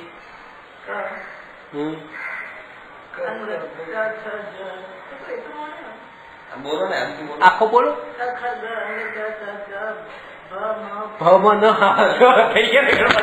મારે ખ્યાલ યાદ છે કે નાના હતા ત્યારે ભણ્યા હતા, પણ અત્યારે જયારે કક્કો નથી યાદ, ખાલી આ બધું એના જેવું થઈ જાય છે કે ત્યારે મમ્મી પપ્પા મોકલાતા હતા એટલે જતા હતા. પછી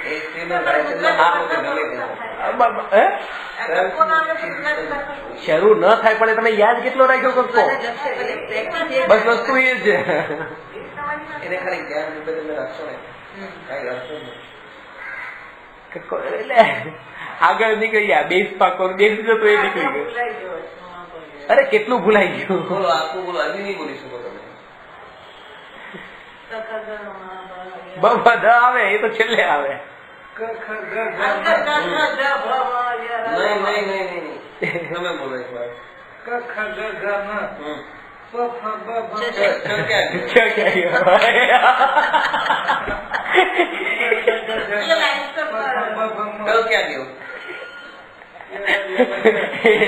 આપણે છે ને વસ્તુ એ છે, ગુજરાતી વાંચતા આવડે છે, લખતા આવડે છે, કક્કો નથી આવડતો. એના જેવું કામ થઈ ગયું છે કે ચારિત્રમાં આપણને બહુ પાક્કું આવડે છે, પણ એના જેના બળ પર ચારિત્ર હોય છે એ શ્રદ્ધા નથી. હા એ છે. 28 મૂળ ગુણો સુધી પહોંચી ગયા, સાધુ દશામાં પહોંચી ગયા, પણ સમ્યક દર્શન જે મેઇન એકડો હતો બસ નથી. આટલું જ્ઞાનની જરૂર નથી, આટલું જ્ઞાન ઇનફ છે. એને તમે અહીંયા નાખવાની જરૂર નથી, અહીંયા નાખવાનું છે. એટલે આ બધું અમારે ત્યાં છોકરા છે ને, એ છોકરાને પૂછતા કેટલાના ઘડિયા આવડે, એટલે ઘડિયા આવે ને 2 એકુ 2, 3 એકુ 3 એવી રીતે 40 સુધી ના આવડે. એ 40 સુધીના ઘડિયા આવડે. એટલે મારી બાજુમાં એક છોકરો બેઠો હતો, એને 40 સુધી ના આવડે. બોલ 40 હું બોલ 40 મને બોલો 40 40 40 2 43 120 40 તો 39 તો બોલ ખાલી. નથી આવડતો કે ખરેખર આગળનું બધું આવડી ગયું છે કે પાછળનું બધું રહી ગયું છે.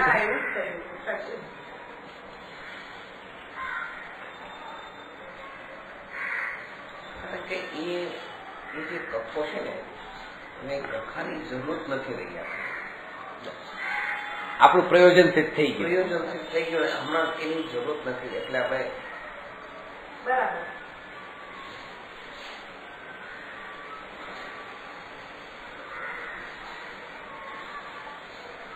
કારણ કે વાક્ય જયારે વાંચીએ ત્યારે પાછું જો કક્કો યાદ આવે તો વાક્ય વાંચવામાં થોડું ધીમા પડી જશું. ત્યાં આપણે ઓલું ગોઠવેલું હોય ક પછી ખ, અહીંયા તો આડું ઓલું છે, એ જ આપણને સેટિંગ વાળું લાગતું હોય. વાંચી જશો, આગળ નહીં વધશો.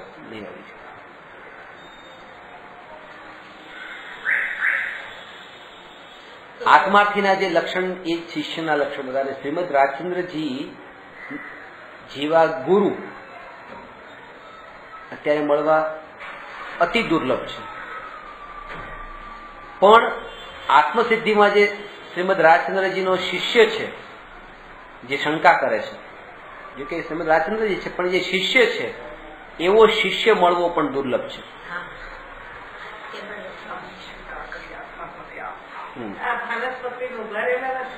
ના, એ તો ખાલી કહેવા માટે હોય તો શિષ્ય, બાકી તો પોતે જ શિષ્યનો રોલ કરેલો છે, પોતે જ લખ્યું છે. પણ વાત હું તમને એ બતાવું છું, બધું બરાબર છે, પણ શિષ્યનો જે પ્રશ્ન કર્યો ને શિષ્યના અંદરથી લક્ષણો તમને એનું ડીપ સ્ટડી કરો તો તમને ખબર પડે. ને આ બુક જે હમણાં લખશે ને શિલ્પાબેન સાથે, self realization a deep study, કે એના જેવો શિષ્ય જે છે ને અત્યારે એવો શિષ્ય પણ નહીં મળે. કેવો કે જે શિષ્યના ગુરુની સામેના જે પ્રશ્ન છે એ પ્રશ્ન 100% આત્માના જ હોય. પહેલો પ્રશ્ન, આત્મા છે? શું આત્મા નિત્ય છે? શું આત્મા કર્મનો કર્તા છે? શું આત્મા કર્મનો ભોગતા છે? શું આત્માનો મોક્ષ છે? શું આત્માના મોક્ષનો ઉપાય છે? આ બધા પ્રશ્ન 6 પ્રશ્ન એ આત્માના જ હતા. અત્યારે તમે મને પ્રશ્ન કેટલાય પૂછશો, એમાં એક પ્રશ્ન આત્માનો છે, 10 પ્રશ્ન બીજા બહારના દુનિયાભરના છે. આવા શિષ્ય મળવા પણ દુર્લભ છે. જેના 100% પ્રશ્ન આત્માના જ હોય, એ શિષ્ય હોય જેને આત્માની તાલ આવેલી હોય, અને એવો શિષ્ય મળવો દુર્લભ છે. હું તો એ શિષ્ય બનવા માંગુ છું એટલા માટે, કારણ કે એ શિષ્યને આત્મસિદ્ધિના અંતમાં એ શિષ્ય પામી જાય છે. સદગુરુના ઉપદેશથી આવ્યું અપૂર્વ ભાન આવી ગયું. એ શિષ્ય પણ બનશું તો આપણે આવશે.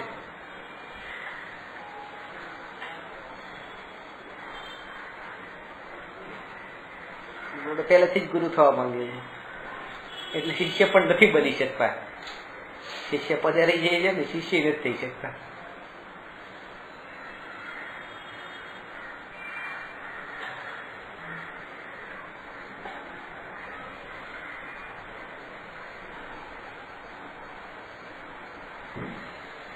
શિષ્ય હોય એને એક દ્રઢ વિશ્વાસ હોય. શિષ્યના લક્ષણો છે. ગુરુનો યોગ અને ભગવાનનો યોગ પુણ્યના ઉદયથી થાય છે, અને ગુરુ અને દેવ પુરુષાર્થથી થવાય છે.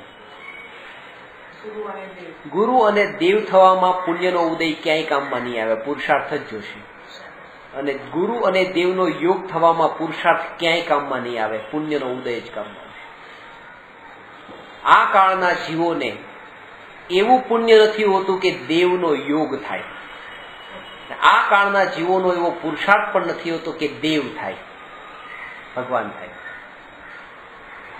આ કાળના જીવોનું એવું પુણ્ય હોય છે કે સદગુરુનો યોગ થાય, અને એટલો પુરુષાર્થ પણ હોય છે કે પોતે સદગુરુ થાય. બરાબર છે.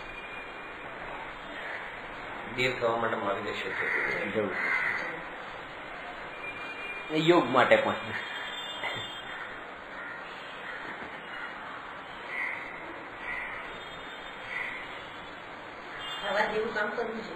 બસ જે થવા જેવું એ તો થવું જ જોઈએ.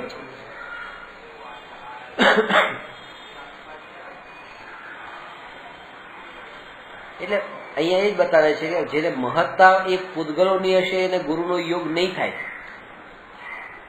એટલા માટે કારણ કે ભાગ છે મહત્તા જેની છે એની પાસે, ગુરુનો યોગ થતો હશે તો એ દૂર જશે ને. એ કીધું ને, એક મનો સાધુ હોય ને બીજી બાજુ કોઈ એક્ટર હોય તો એક્ટરની પાસે પેલા જશે. એ મહિમા એની છે. એ મહિમા હોવાના કારણે જે સમ્યક પ્રાપ્ત થયું હતું એ સમ્યક પણ છૂટી ગયું, સાચા ગુરુનો યોગ પણ છૂટી ગયો. મહિમા ન હોવાના કારણે, પૂતગલોની મહિમા હોવાના કારણે.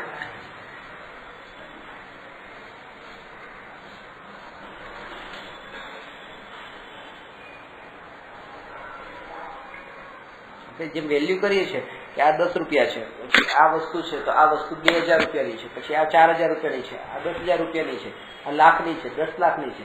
આ બધાનું આપણે મૂલ્ય જાણીએ છીએ, પણ આ મનુષ્ય જીવન એ મફતમાં મળ્યું છે. એને મફતમાં માન્યું, એટલા માટે એની મહિમા નહીં આવી, પેલાની મહિમા આવી. એ 10ની નોટ પડતી હોય તેને બચાવવા માટે આમ નીચે હાથ લાંબો કરશે, એમ કરશે, 2 મિનિટ એમાં કાઢશે, એની મહિમા છે. પણ એને એમ નથી કે આ 2 મિનિટ મારી બગડી મનુષ્ય ભવની. એ તો આમે હતી, મફતની હતી. બગડી એ તો એની અંદરમાં એટલે જ વિચાર નથી, કારણ કે મફતમાં માની છે. એ બગડી એ તો એ જ માને જેને એમ માન્યું હોત કે આ અમૂલ્ય વસ્તુ છે. મને લાગશે કે આ 10 રૂપિયા બચાવે મારા કામમાં આવી જાય. હા, આ ટાઈમ સમયમાં સદુપયોગ કર્યો કે મારી 2 મિનિટ ભલે આના માટે કાઢી, બરાબર કાઢી છે. શું કે થયું?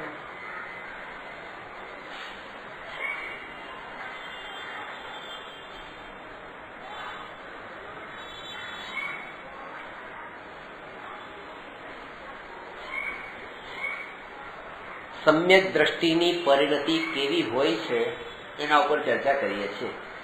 સમ્યક દ્રષ્ટિની પરિણતિ એક કષાય ચોકડીના અભાવપૂર્વક સ્વરૂપાચરણ ચારિત્રથી યુક્ત એવી નિર્મળ હોય છે. અને આ પરિણતિના બળ પર જ્ઞાની ક્યારેય પણ સંસારના સુખને ઉપાદેય માનતા નથી. 5 ઇન્દ્રિયના વિષયના ભોગોમાં સુખ બુદ્ધિ કરતા નથી, સુખ બુદ્ધિ કરતા નથી. તેમ છતાં પણ એ રહે છે.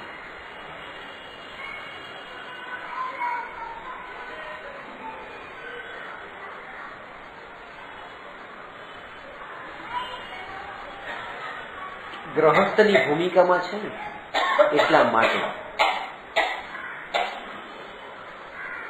એટલે આ તમે કહ્યું કે આ માનો તમારી પાસે 1 કરોડ રૂપિયા હોય તો 1 કરોડ રૂપિયાને દાનમાં આપીને બીજા 5 કરોડ કમાવા જવું એ યોગ્ય નથી. 1 કરોડ રૂપિયા એમ કે તમે એમ કે વ્યાજ આપી મૂકી દે પછી એનું વ્યાજ આવીને તમારી જિંદગી નીકળતી હોય ને, જો આત્મસાધના તમે કરી રાખો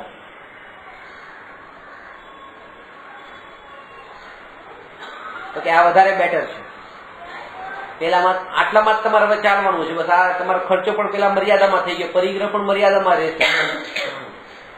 અને આ એક મર્યાદા બાંધી તો ઓટોમેટિક આગળ જઈને તમારા નહીં હોય તો હંમેશા મર્યાદા બાંધવી પડશે. વ્યાજના દર ઘટતા જશે ઘટતા જશે એટલે તમારો સામે પછી પરિગ્રહ ઘટતો જશે તો પૈસા જેટલા નહીં આવે તમારી પાસે.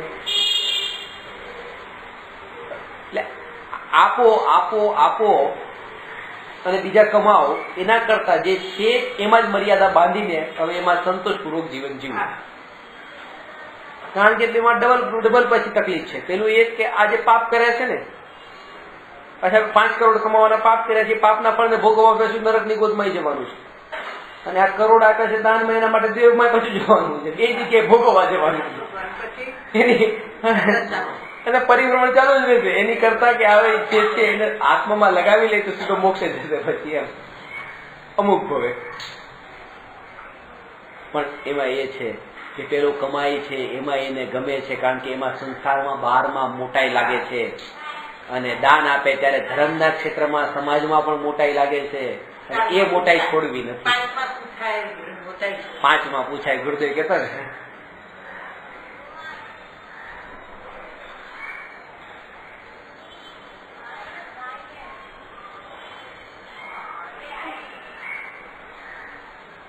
એટલે આના ઉપરથી કે હવે વેપાર કરે છે, દુકાન પર બેઠા છે, એ દુકાન પર એવી રીતે છે બસ લોભ એવો તીવ્ર નથી. આ કશાય ભાવ છે ને આત્માનો આશ્રય છે એટલા માટે આજે આટલો વેપાર થાય તો સારું, આટલો વેપાર થાય સારું, કઈ નહીં દુકાન પર જઈને બેઠા છે, જેમ હશે મુદ્દે અનુસારે ગ્રાહક આવે છે.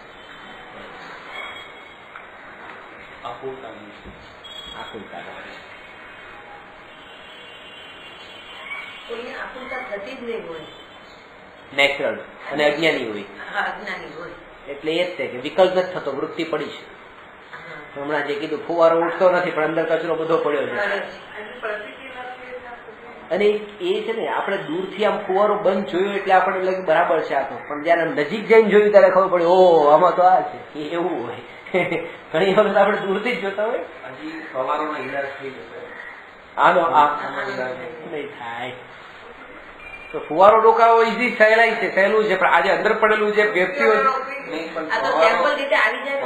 રામચંદ્રજી જયારે વનમાં હતા ત્યારે વનમાં એ જ એકાગ્ર ચિત્ત શાંત એવો બગલો જોયો અને પછી બગલાના વખાણ શરૂ કર્યા કે હે બગલા, તારા જેવો એકાગ્ર ચિત્ત મેં કોઈ મનુષ્ય પણ એવો જોયો નથી, આવી એકાગ્રતા સ્થિરતા. એટલે પછી માછલાઓએ અંદરથી કીધું કે હે રામચંદ્રજી, તમે જે બગલાના વખાણ કરો છો એ અમારા ખાનદાન સાફ કરીને બેઠો છે. અત્યારે આમ જે શાંત લાગે છે ને, તમે જે એની અંદરની વૃત્તિ ઓળખતા નથી. આ જે છે ને, આ ફુવારો બંધ છે, પણ અંદર તમે જઈને જોશો ને, અહીંયા તમે થોડા ટાઈમ રો, અમારી સાથે ખબર પડે. એટલે પાડોશી જ જાણતા હોય સાચું શું. ખબર પડે કે આ વૃત્તિ માની છે, આમાં અંદર આવશે તો એને કાઢવાનો હજી ભાવ આવશે કે કચરો કાઢો.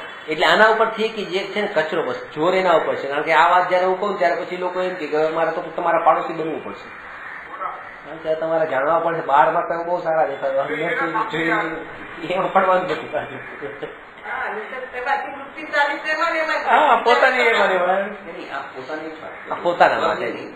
પોતાના માટેની વાત, વ્યવહારની વૃત્તિ જોવાની શક્તિ છે.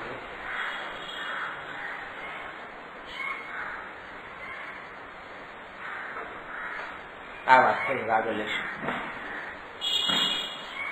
નમો અરહંતાણમ નમો સિદ્ધાણમ નમો આયરિયાણમ નમો ઉવજ્જાયાણમ નમો લોએ સર્વસાહુ